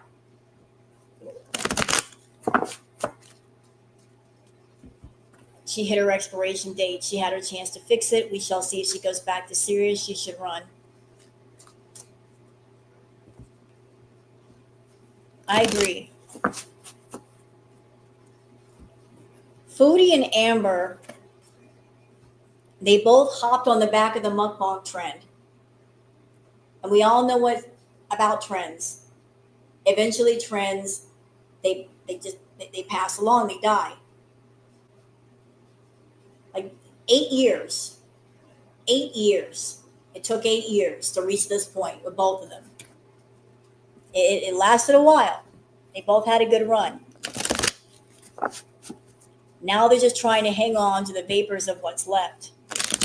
But neither one of them are like trying to revamp their channels, do different content, keep people interested. They are burnt, and they're burnt out on being entitled. They know that they know they could take a camera and point it up against the wall and monetize it and still make money. They don't have to do anything. They know this. They don't have to entertain people. They could just point a camera at the wall. No, you didn't, Bobby.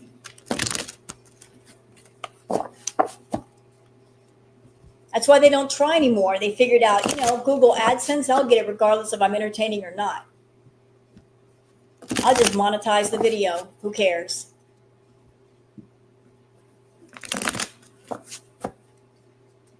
All right, Foodie, you're up. What do you want? I'm not even sort of doing your reading. I'm already over your energy. What do you want to tell us?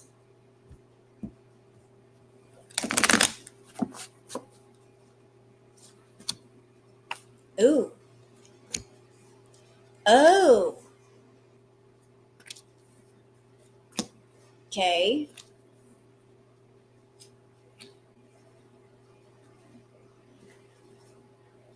Okay, then. So, where are we starting at? First card down is the Hanged Man. So wherever she is, she's feeling a sense of being stuck, stagnant. Like there's no movement here.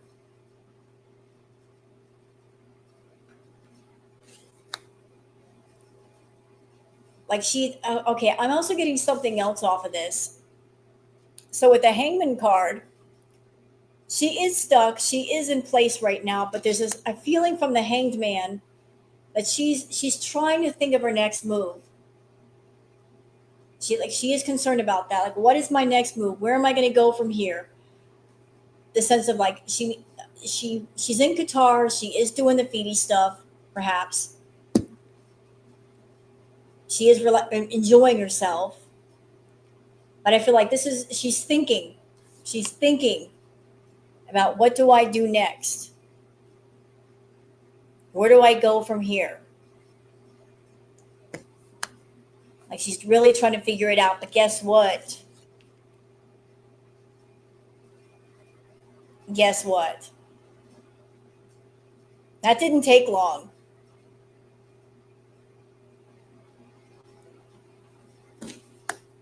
I need to know I need to know more about this card. The tower in reference to what? Oh,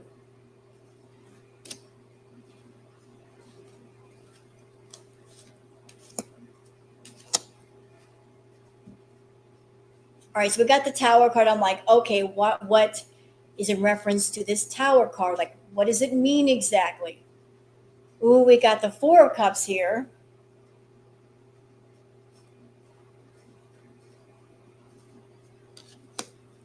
We've also got the Justice card. So it looks like, Foodie, that the tower has to do with your money.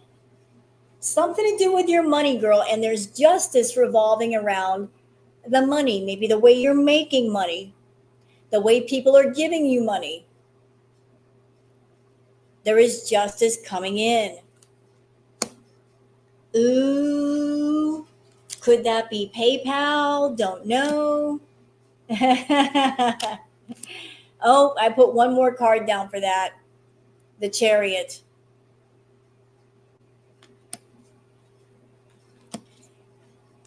The Tower moment has to do with the following. With the way people are giving, the way people were giving money to you with the Four of Cups.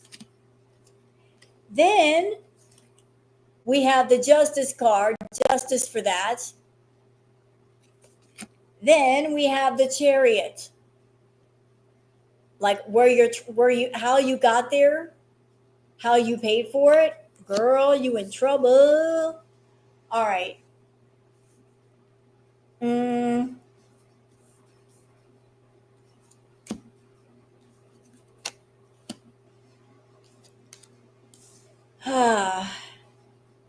Next card over is the High Priestess. I put a clarifier on top of that, the King of Swords.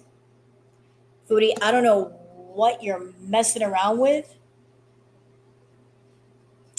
I don't know what you're doing over there, what spells, what rituals you must be doing, but they involve Salah, don't they? You really need to stop that. You really need to stop that. It's just, you're not making the situation better, you're making it worse. So with the Page of Pentacles, like she's looking for ideas to make money right now.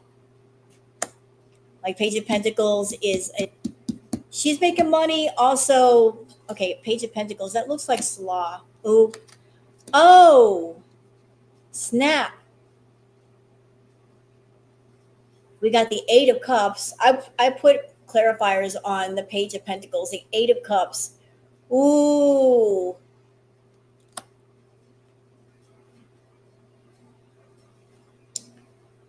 Somebody's walking away with the money.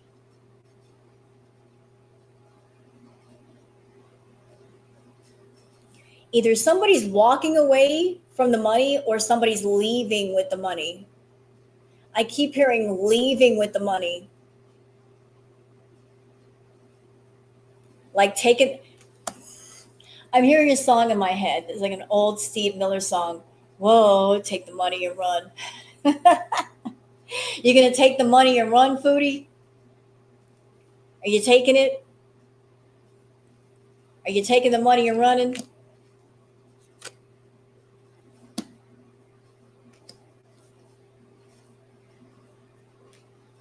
Yeah, because she's hoarding all of her money. Look, Four Pentacles. Somebody who is very shrewd with money, holding on to money very, very tightly, not letting it go. She took that money and ran.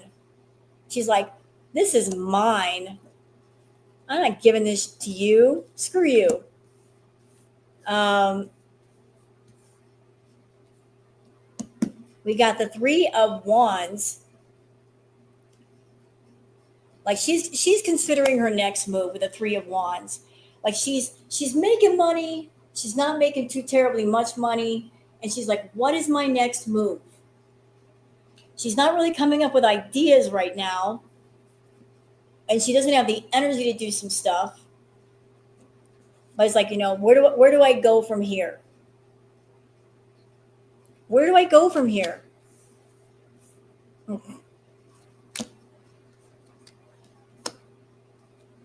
Interesting. Who is this?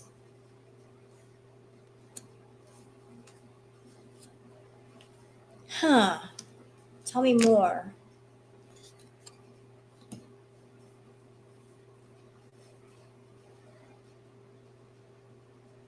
Okay, I'm going to say something. I'm just getting a feeling. I don't know what Chantal has planned, but I feel like here's the Queen of Swords, so you guys can see. Then we got the Queen of Pentacles. Next was the Ace of Wands.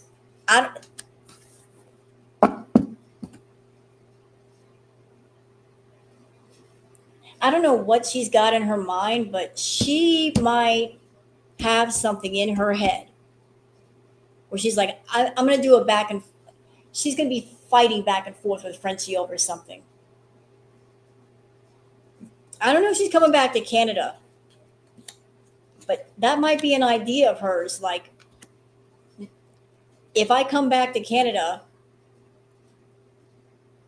Queen of Swords, Queen of Pentacles, we're going to go back and forth, because her and Frenchie go at it, which will lead to the Ace of Wands.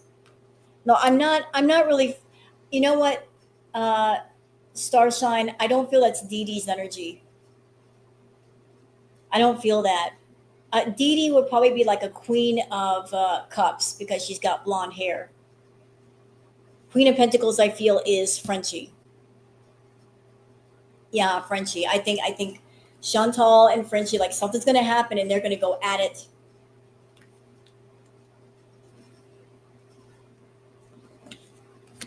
She's going to go back and forth with somebody. Queen of Swords against the Queen of Pentacles. Who is this? Why do I keep feeling Frenchie? I don't feel Amber. I feel it's somebody else that she's going to go back and forth with. Ace of Wands. Make that content, drama being the content. She's paying attention to all the drama going on with Amber, and she's like, well, if it works for her, I guess it'll work for me. And why is this? Because the Knight of Pentacles.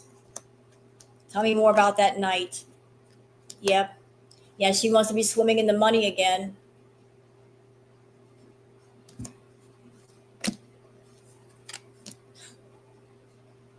No, not Natter.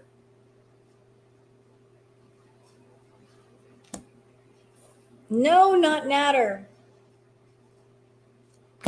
Please tell me.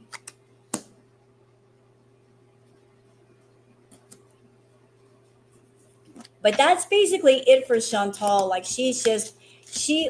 wherever she's at, she is planning her next move. She's like, I got to think about this. I've got to think about this. She wants that money. She wants that money. Foodie is getting into it with somebody. That's her plan. There's somebody around her, someone that she knows that she's going to be getting into it with. I don't know. I don't want to read on Shannon. Could it be Shannon? I heard that her and Foodie talked recently. I don't know if that's true. But why would Shannon get into it with her if they're talking again?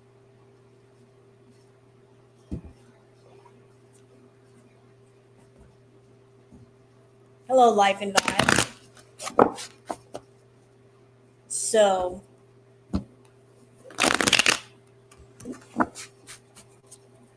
I'm going to do another reading. Ooh, I'm going to hate this one. Ooh, Ooh, I'm getting some dark energy today. Ew, ew, ew.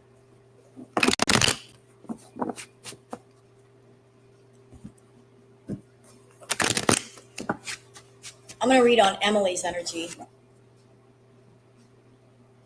Because, she wants to involve herself in girl world. Fine, I'll involve her. Sure will.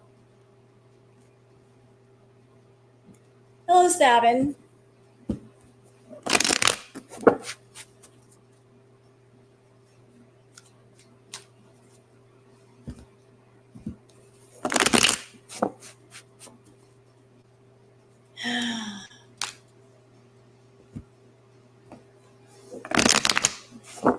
I'm going to get all up in your energy, Emily.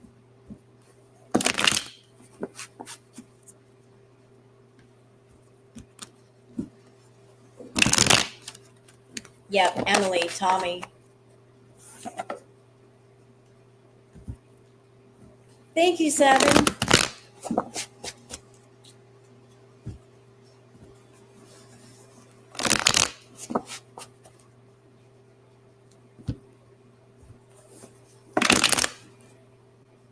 Hold on a minute. Y'all are going to laugh at me.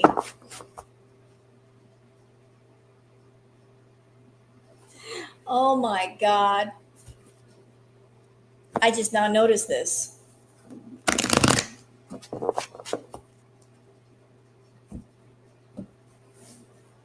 I had this hoodie on inside out. I just now noticed it. Oh well, it's fine.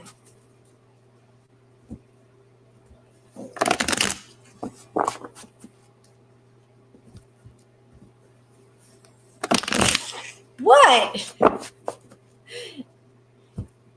I literally just, it looks similar in, you know what? I'm just going to keep going. I don't care. I really don't care.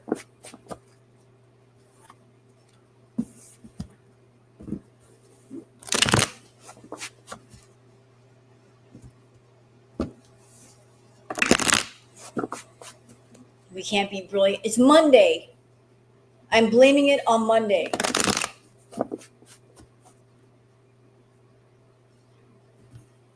It's my underwear on the outside of my pants. It's all good. Yeah,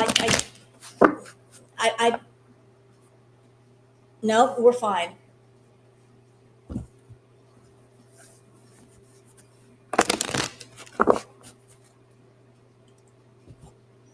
Y'all want to see my leg? Amber gave the leg flash.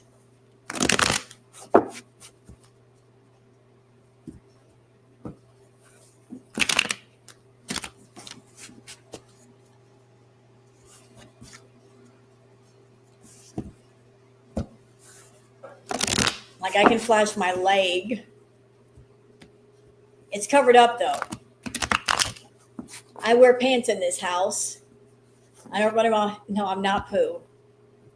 I got pants on. See? Pants.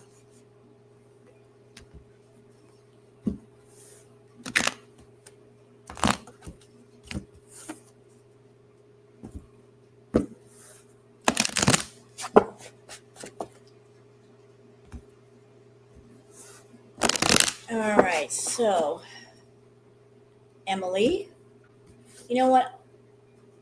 Put that there. Oh. Let me do the oracle first.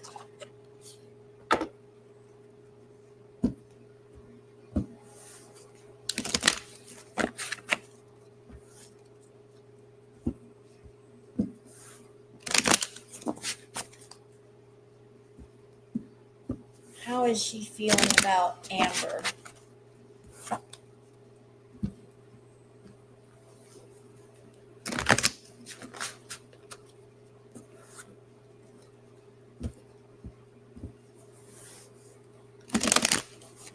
It'll be Dee Dee. I can see why you'd say that. But Foodie is someone like Foodie knows if she goes after Dee Dee, it's not going to be that spicy. You need the right components for a truly spicy stew. You need the strongest spice you can get your hands on. If you're looking to really, really hit, you need something that's not bland at all. I did one on Auntie.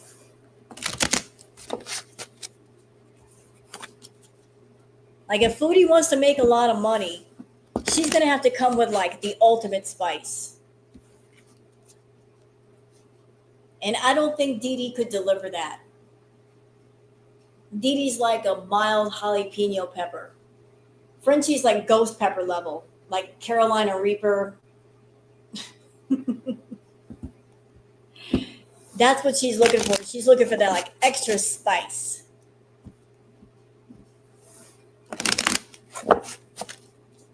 She knows the more spicy it is, the more people are going to be interested.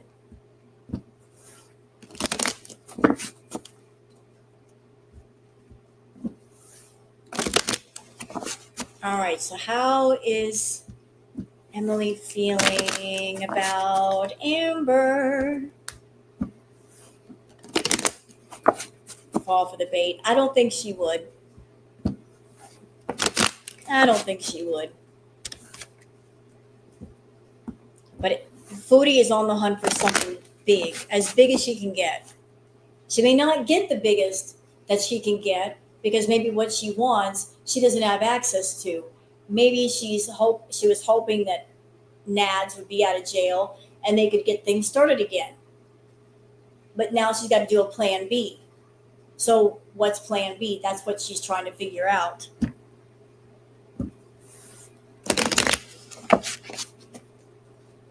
It's like, oh, I was hoping to do stuff with Nads, but he's in jail, so now what? Where do I go from here?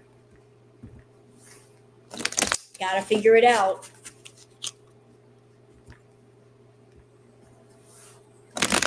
All right, so how does Emily feel about Amber? Oh, man, my cards are just everywhere. Quit that.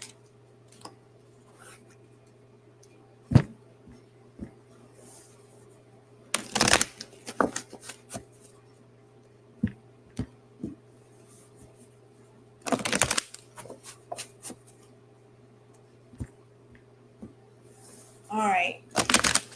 Let's see. How does she feel?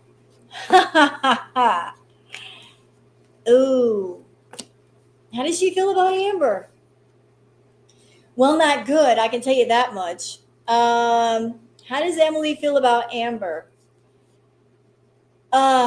Consequences, bad choices, games, mixed signals. You know, those two like to play games with each other. Toxic games. Emily and Amber are all about playing with each other in really bad ways. They're all about their bad choices, mixed signals, games. A lot of manipulation going on there, a lot of mental mind games. How does she feel about Amber? Nurturing, mentorship, wisdom, giving back. So when she looks at Amber, when she's around Amber, it's like in a really toxic way, Amber is teaching her how to be more shisty, more shady. It's almost like a mentorship. It's like, Emily, you thought you know how to scam people out of money? Let me show you how to really do it. She also looks at Amber and she sees she's stagnant, stuck, dead end, frozen. Like she's really not going anywhere. Oh, but she's also envious of Amber, resentful, competitive, discontent. So there's a sense of envy. Oh, please do tell more. Oh, so clarifiers for the envy card. We got two-faced. She sees her as two-faced, double life, cheater, backstabber. And there's going to be chaos, upheaval, disaster, downfall. Oops. So Emily knows that Amber is not on a good path. Not on a good path at all. It's like sooner or later you're going to fall down.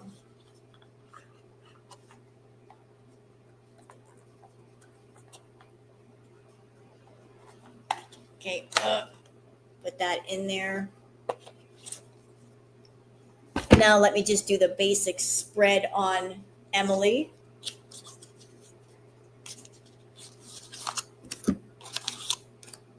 Put these cards out. So you guys enjoying the reading so far? Don't forget to like and subscribe. And if you like the reading, thumbs up the live so that other people may find my channel. She would appreciate it, and thank you.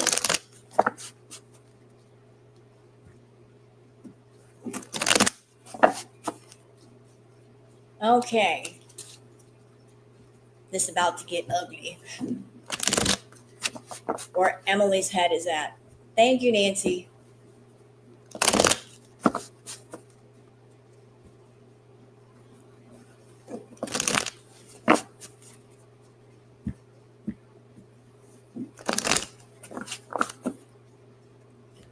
Okay. You're welcome, Agnes.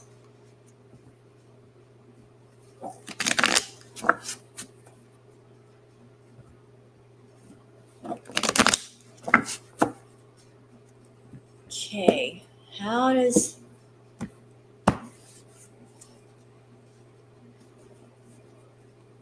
Oh, I see. So Mr. Snowflake deleted the videos off his channel.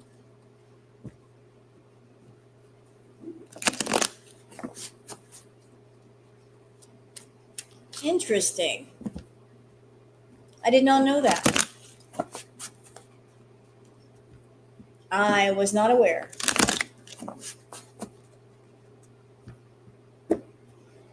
Okay.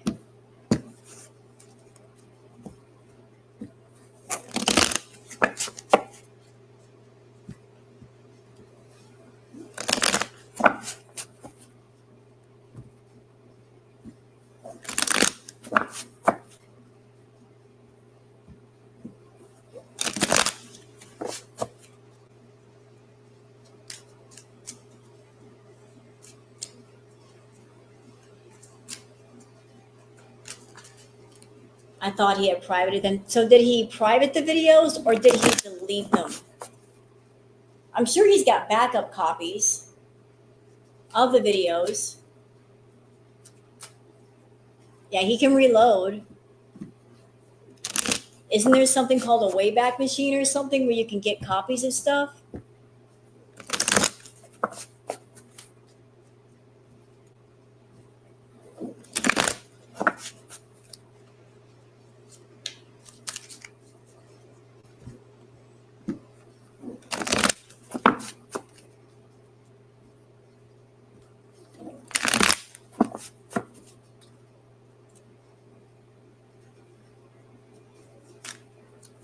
She did him dirty. You know, I was talking to a friend of mine when all this stuff started kicking off. I was talking to that person and said, you know, I just had this feeling. I just have a feeling, man, it won't let go of me. That girl world's getting played. That girl world is getting played for the girl world money. And that different people are being involved for reasons. Different people are being put into things for a reason. And I said to this person, I'm wondering if Mr. Snowflake is going to be negatively affected and played. I was worried about that.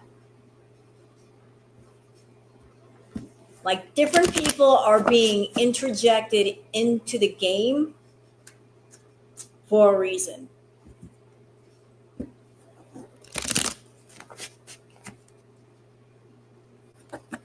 Like let me just spread out the chessboard for y'all. So Amber and Emily get into it, rah, rah, rah, right?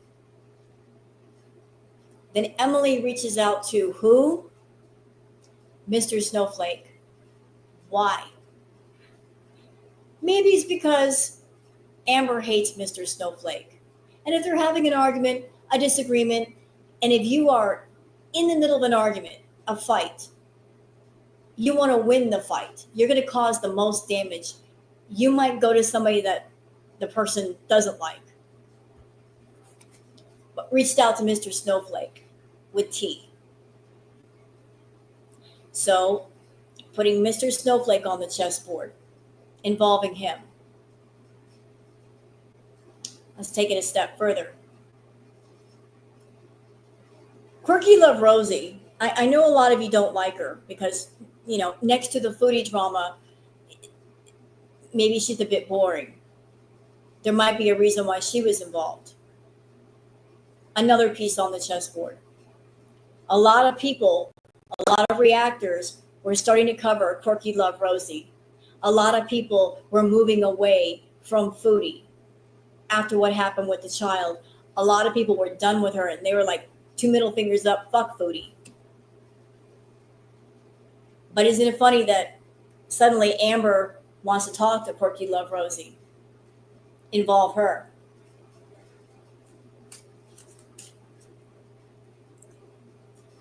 Amber is different than Foodie. She's very calculating. She thinks about what she does.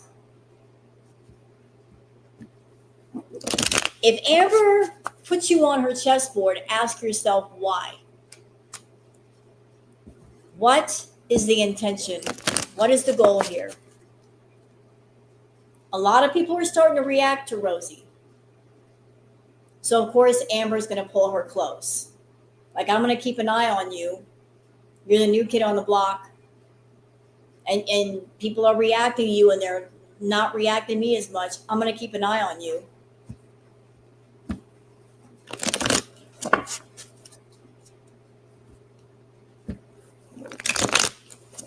Yep. She's very good at manipulation. But if you become a piece on Amber's chessboard, beware.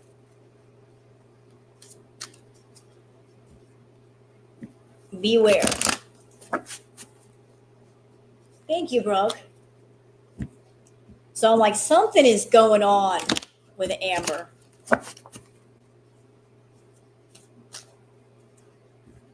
I think that her and Emily, they know there's money in girl world and they want that girl world money. And they're also well aware of how to make it in girl world. The more high drama, the more controversial, the more rude, the more money they're probably going to make in hate super chats.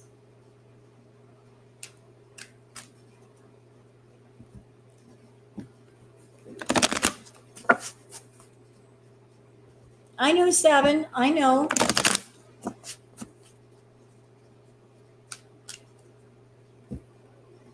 Amber would try to take down when she felt threatened.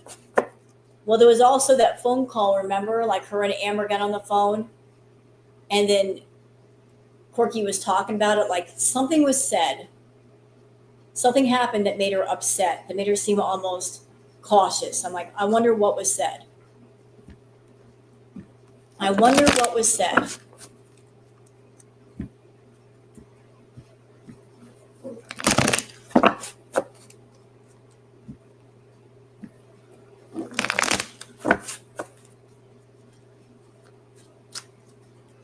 Like, I wasn't on the phone to know what was said, but I feel like implications were made.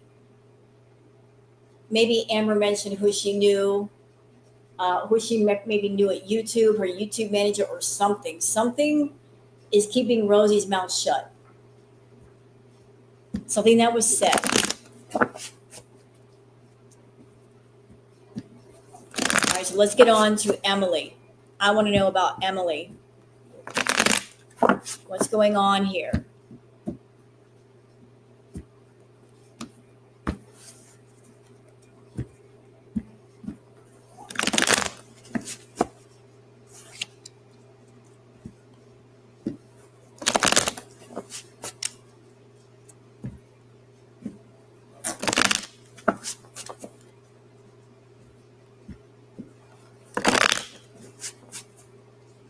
All right. All right.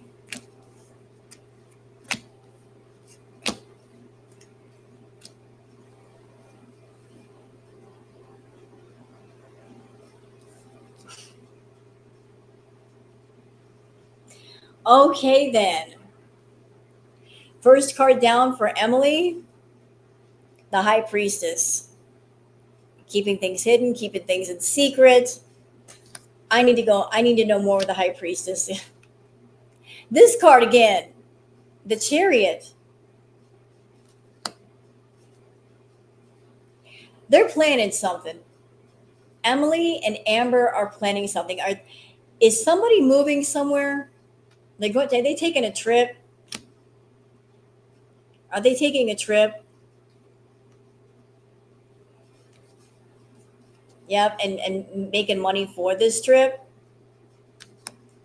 Look, Three of Pentacles, they're in this together. Don't let them fool you. They're still talking. They're in cahoots together. This is all about the money. We broke up my ass. They're not broke up. They're working together to make money.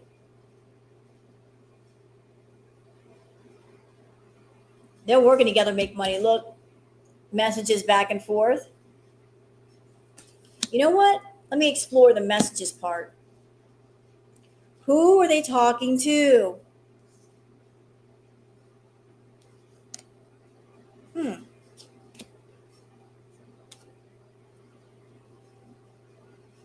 Who is this person? Is this somebody new? Is there another person that Emily's talking to? This feels like somebody new. Like messages, Queen of Cups. Is this somebody on the side that Amber doesn't know about? Who is this Queen of Cups? Whatever it is, it's a Two of Swords. Like, which battle are you going to fight? You gotta pick where you're going to go.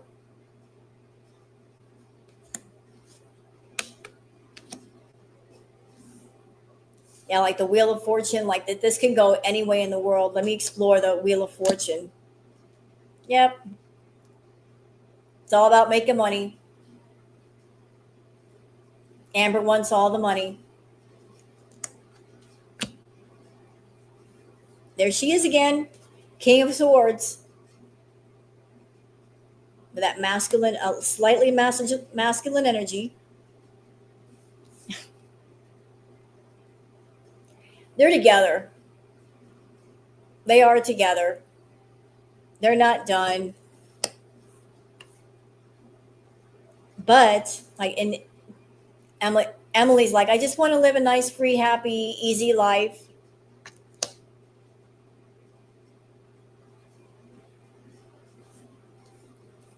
But Emily, it's Two of Wands. Emily is planning on going somewhere. Where are you going, Emily?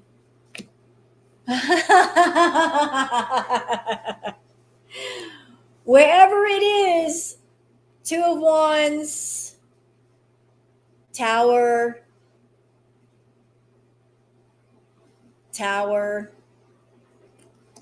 She's planning on going somewhere. Where are you going, Emily? Wherever you're going, wherever you're planning on going, it's going to be disastrous. It is. And it's going to, this Tower moment has to do with how you're making money.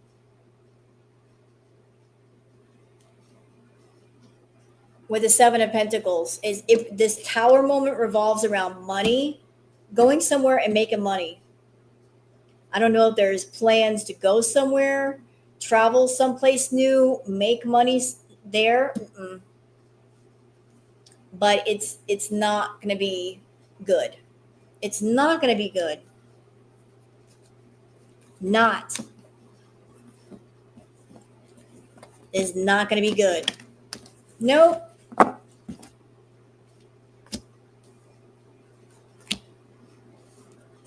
Like there's going to be an expectation of like the 10 of cups. Oh, we're going to be so happy together, blah, blah, blah. Guess what? This is what follows.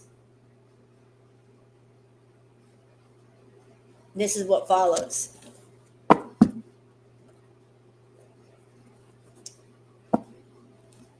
It's not going to be good.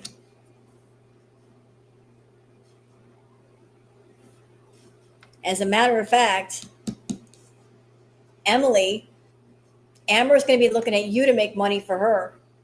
Like you go out and work and support me. Like she's going to be quite the burden to you. Oh, it's going to be bad. It's going to be bad.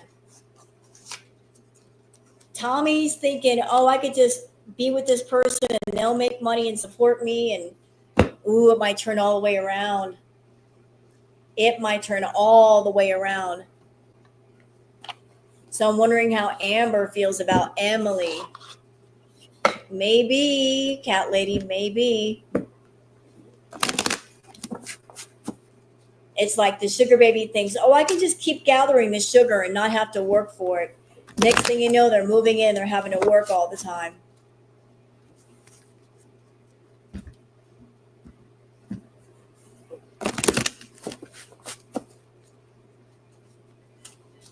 I gave up my Labubu for you.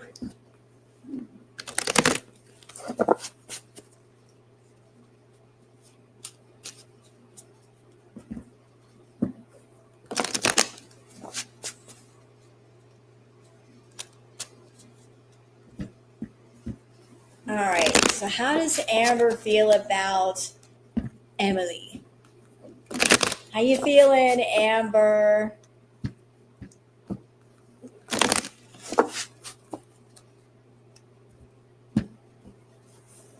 How you feeling about her?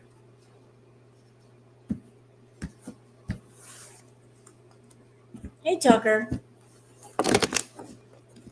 I'm feeling like she doesn't trust Emily, but at the same time, she can't do without her. Like, I know I can't trust this person, but I can't let them go either.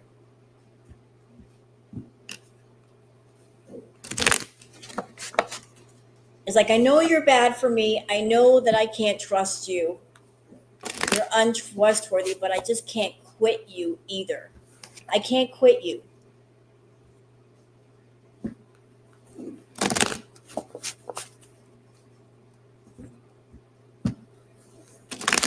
All right.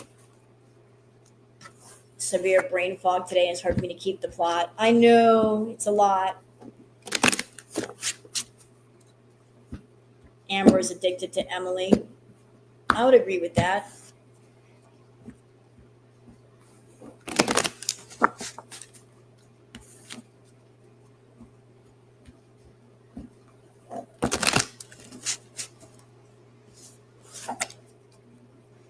All right.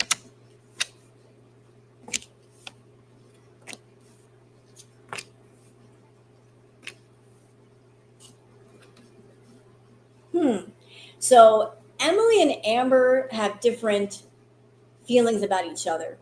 You guys just saw how Emily feels about Amber. Like she's not feeling good at all.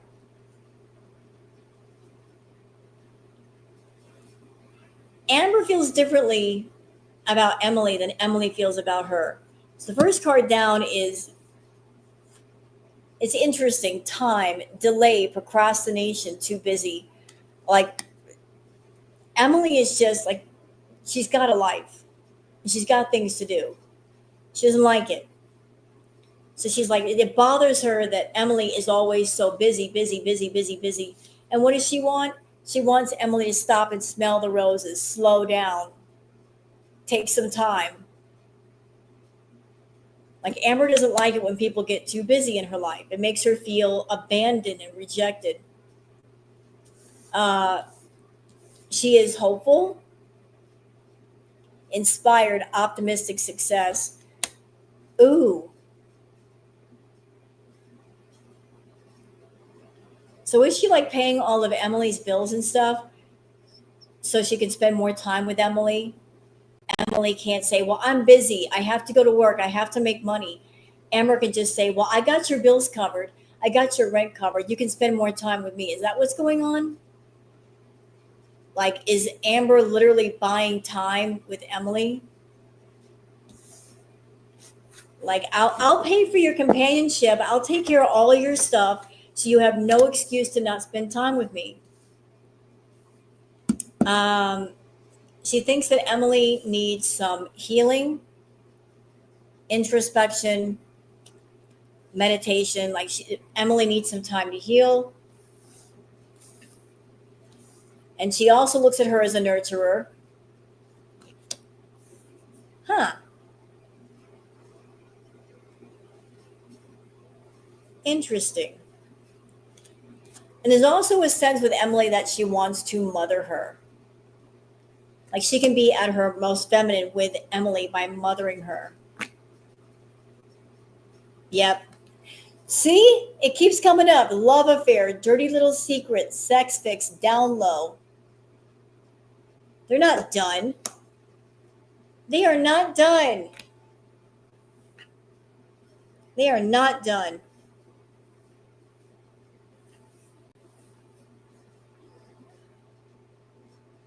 I'm being told to say something. Like with Emily, Amber has that sunk cost fallacy thing going on. Like I've invested so much money and so much time in you. That's part of the reason why I can't quit you. Like I've given you so much money. I paid for so much stuff. I spent so much time with you. I can't walk away now. I'm in too deep.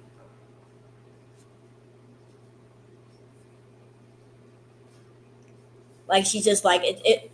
Amber is hanging on because of her vanity, her narcissism, and her pride. She can't walk away. She can't do it. Cannot do it. She's like, I've been with this person for so long, so long that I just can't quit them. And Emily, how does she feel about that? She literally can't walk away. It's been a while since I've seen Amber's legs. I was shocked. I was like, whoa, that's pretty bad. Does she love Emily? No. She needs her. She's using the wrong word. She needs her. Just as Emily needs her back, but they don't love each other. Love is healthy. Real love is healthy. Need, when taken to the extreme, can be toxic, and they need each other. All right, I think I've done. Oh, I think I'll do one more reading. Anybody interested in Salah? Anybody interested in him?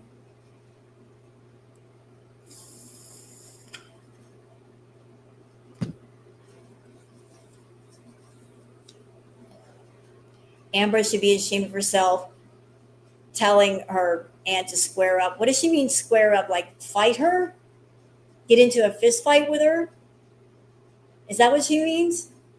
Is she saying put your dukes up?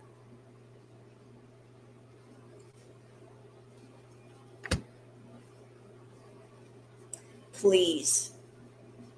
Y'all see me, right? See how small I am compared to Amber. Somebody my size could take Amber down. It wouldn't take much, trust me. You just have to get her off her feet. She's not very fast. Just get her off her feet. Trip her or something. She gets on the ground, she ain't getting back up. This is not a threat. I'm not threatening Amber. I'm just saying it is possible for somebody much smaller to take down somebody much bigger. Amber is not fast. She's got very bad balance, very, very low stamina, it is possible for somebody smaller to take down somebody much bigger. You just have to get her off her feet. Once she's on the ground, she's going to have trouble getting back up.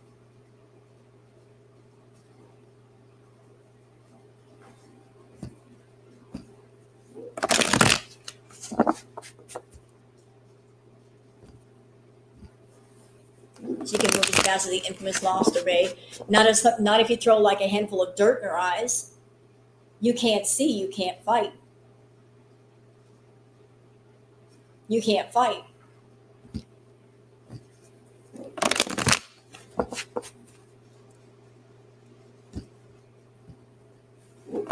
It's just, seriously, if somebody threatens you, a handful of dirt in the eyes, they can't see, they can't fight you. Can they?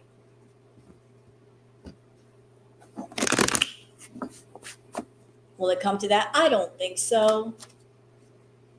You've done that before. Listen, I'm little, sunset lover. I know that I can't, if I got into a fight with somebody, I don't have the strength to take them down. So you know what you can use and what you can't use.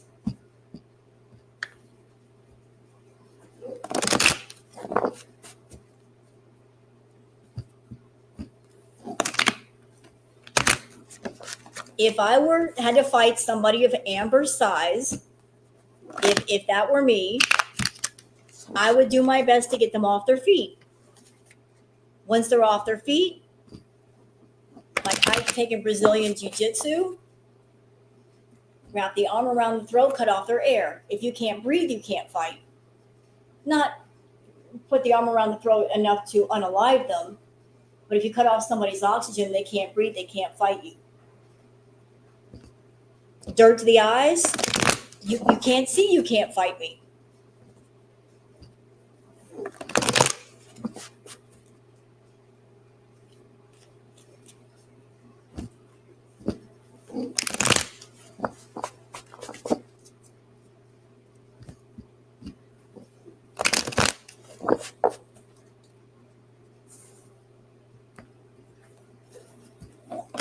All right, so let's do one more on Salah.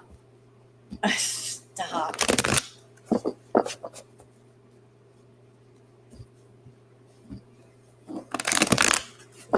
I agree, Brenda. There's a desperation there that there wasn't before.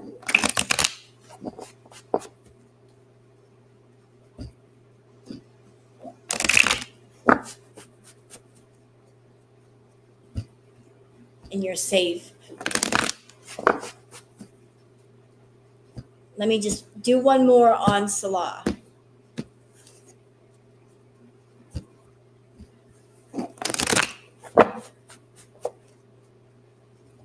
I'm doing like one final reading on Salah. See, I think I've done everybody else. What's going on with Salah?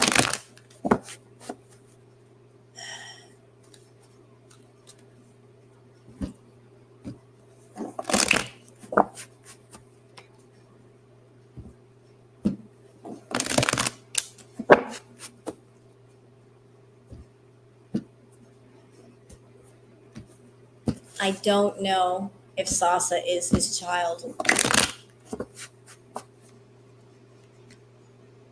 I don't even want to think about the possibilities if she is, because if that's his child and letting Foodie use his child for a grift, that'd make me want to throw up.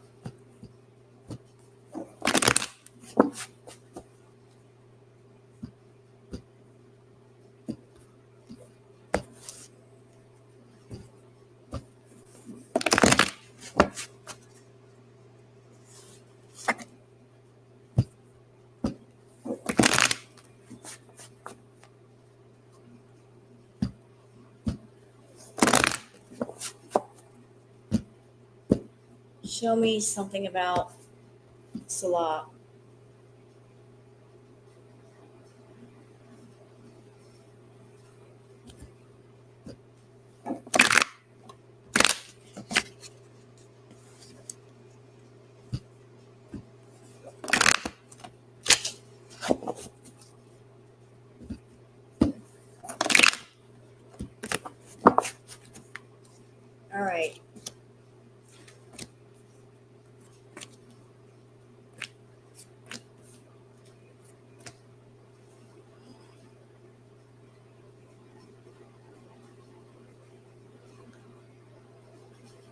I don't know what's going on with Salah.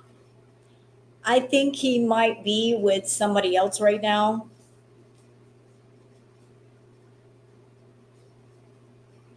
Right now, he's what is he doing? Show me more about this. I don't know what he's doing in Syria, but we got the Ace of Wands, and we got the Ace of Cups. So whatever he's doing over there, he's all about making money, filling up his cup. Ew. But this just came up.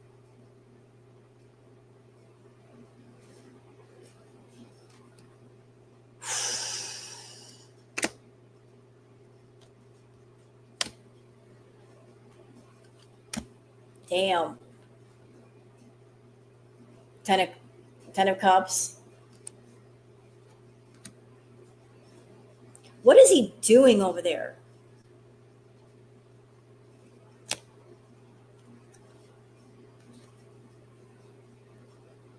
I don't know if Foodie is still giving him money, but if he's getting money from her, it might be for family members because he's holding on to all the money that he gets, all of it. He's being a bit of a shrew, all of it. Like he just, I don't know if the money that he gets from Foodie goes somewhere else. Yeah, like the Lover's card. Sorry, I can't show you the naked bodies. I want to see more about this Lover's card. Talk to me about that.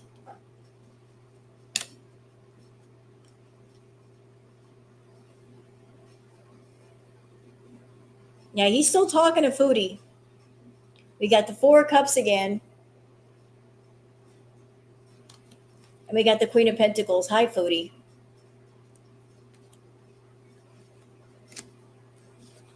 Oh.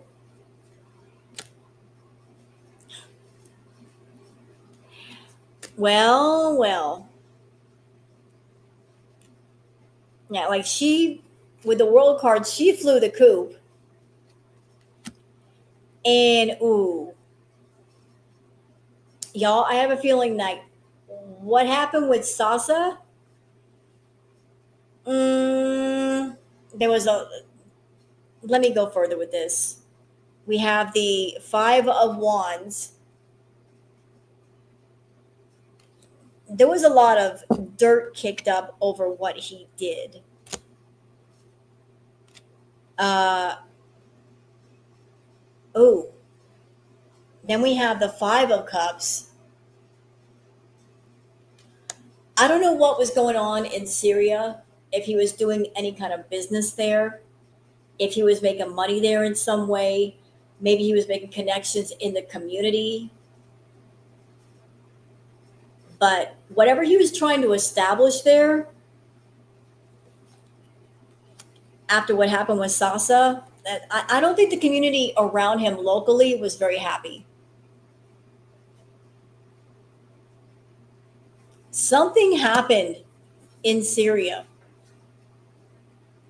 Something happened because look, Five of Cups. He suffered a loss. He didn't lose everything, but it's like it's. Let me go further. Yeah, and it has to do with the Queen of Swords. Hello again, Foodie. Like she caused a lot of conflict with him locally. Okay, with the Moon card, there are secrets. There are definite secrets going on. Lots of secrets. Tell me more about these secrets.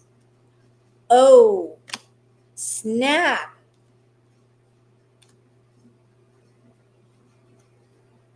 This might have to do with this stuff in Kuwait. The Hierophant. This has to do with government. There are secrets around concerning the government. Oh.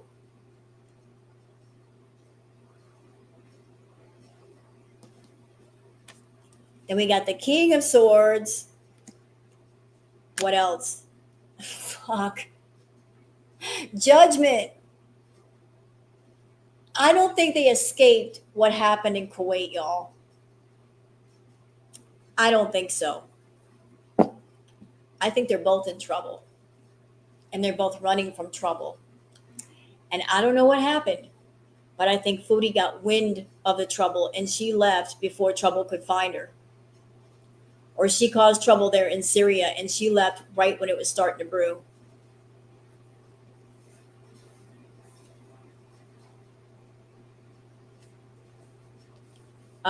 We got the 3 of Wands. So he's just like he's looking at opportunity and wondering, where do I go now?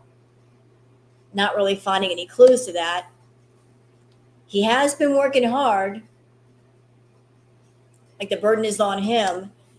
And this might be somebody in his life, the Queen of Cups.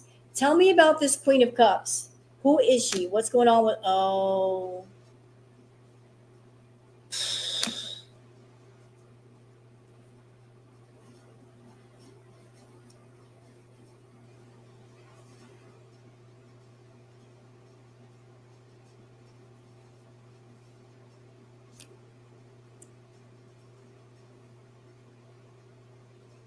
Who is this Queen of Cups?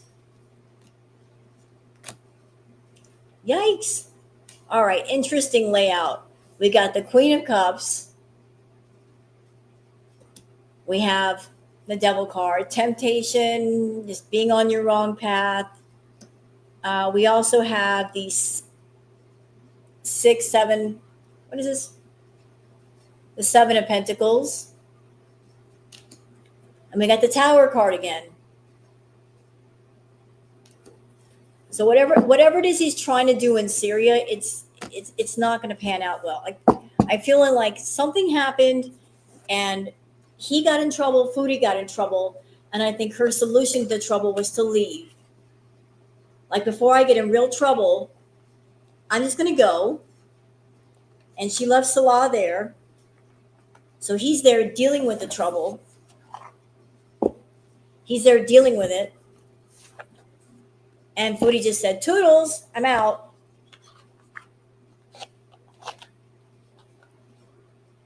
And she might be trying to figure out her next move.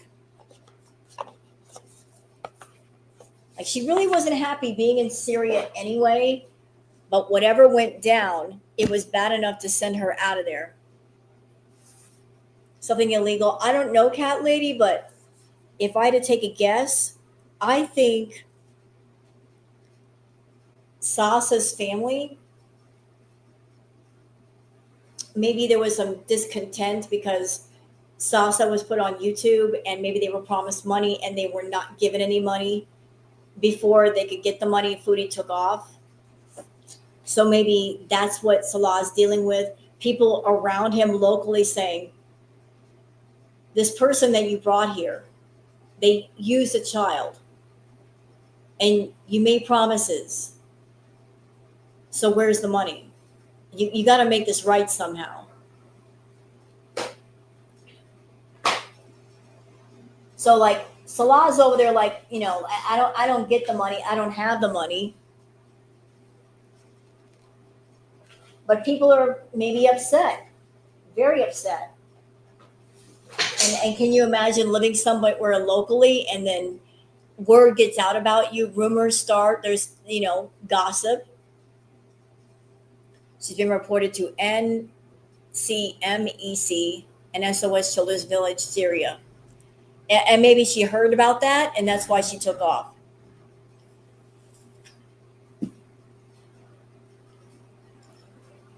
Foodie says Sasa hangs out with Salah all day. She cannot stay offline long. There might be a reason why she's in Syria and in Qatar, y'all. I believe that Foodie could not do her Foodie content in Syria due to the fact that she wasn't alone and she didn't have much electricity time. So she couldn't make money. So her going to Qatar may have been part of a working vacation. Like, I can go to this hotel and do all kinds of requests for people and make whatever money. So like, that's why she might be looking a bit bloated. It's like she's trying to catch up with all the stuff that she normally couldn't do. She's like, okay, it's go time. I'm in Qatar. Any feedies out there want some content? I'll make it for you.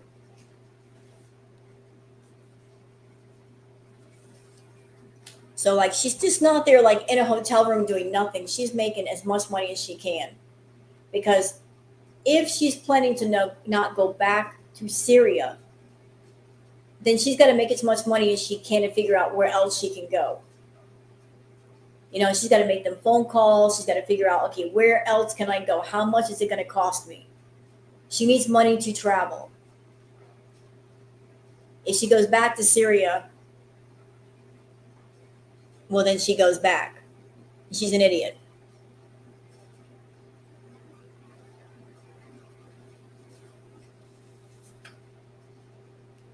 So that might be why she's in Qatar. She needs a private room. She needs her food. She needs fast food. She couldn't get that in Syria. She can get that in Qatar. So that might be why she's there, to do as many requests as possible. It could be a visa run. It could be a combination. She could be doing a visa run, and while she's on her visa run, be doing the Foodie requests. You know, put the word out there like the bat signal. Hey, Foodies, I'm going to be in Qatar. You want some content? Hit me up. Hit me up. I am ready to make money. Hit me up. I got access to room service. I got access to fast food. Hit me up. All right, guys. I think that's it for the live. I got to go and do some reacts. It's already 3:00. I didn't realize it was that late. My bad. So I thank you guys for coming out. I appreciate it. I hope you guys enjoyed the tarot readings. And before you leave, you can give like a thumbs up to my stream. I'd really appreciate that. If you want to sub up to the channel, I'd really appreciate you being here. But I thank you guys for coming out. I appreciate it a lot. All right. Be well, everybody. Bye.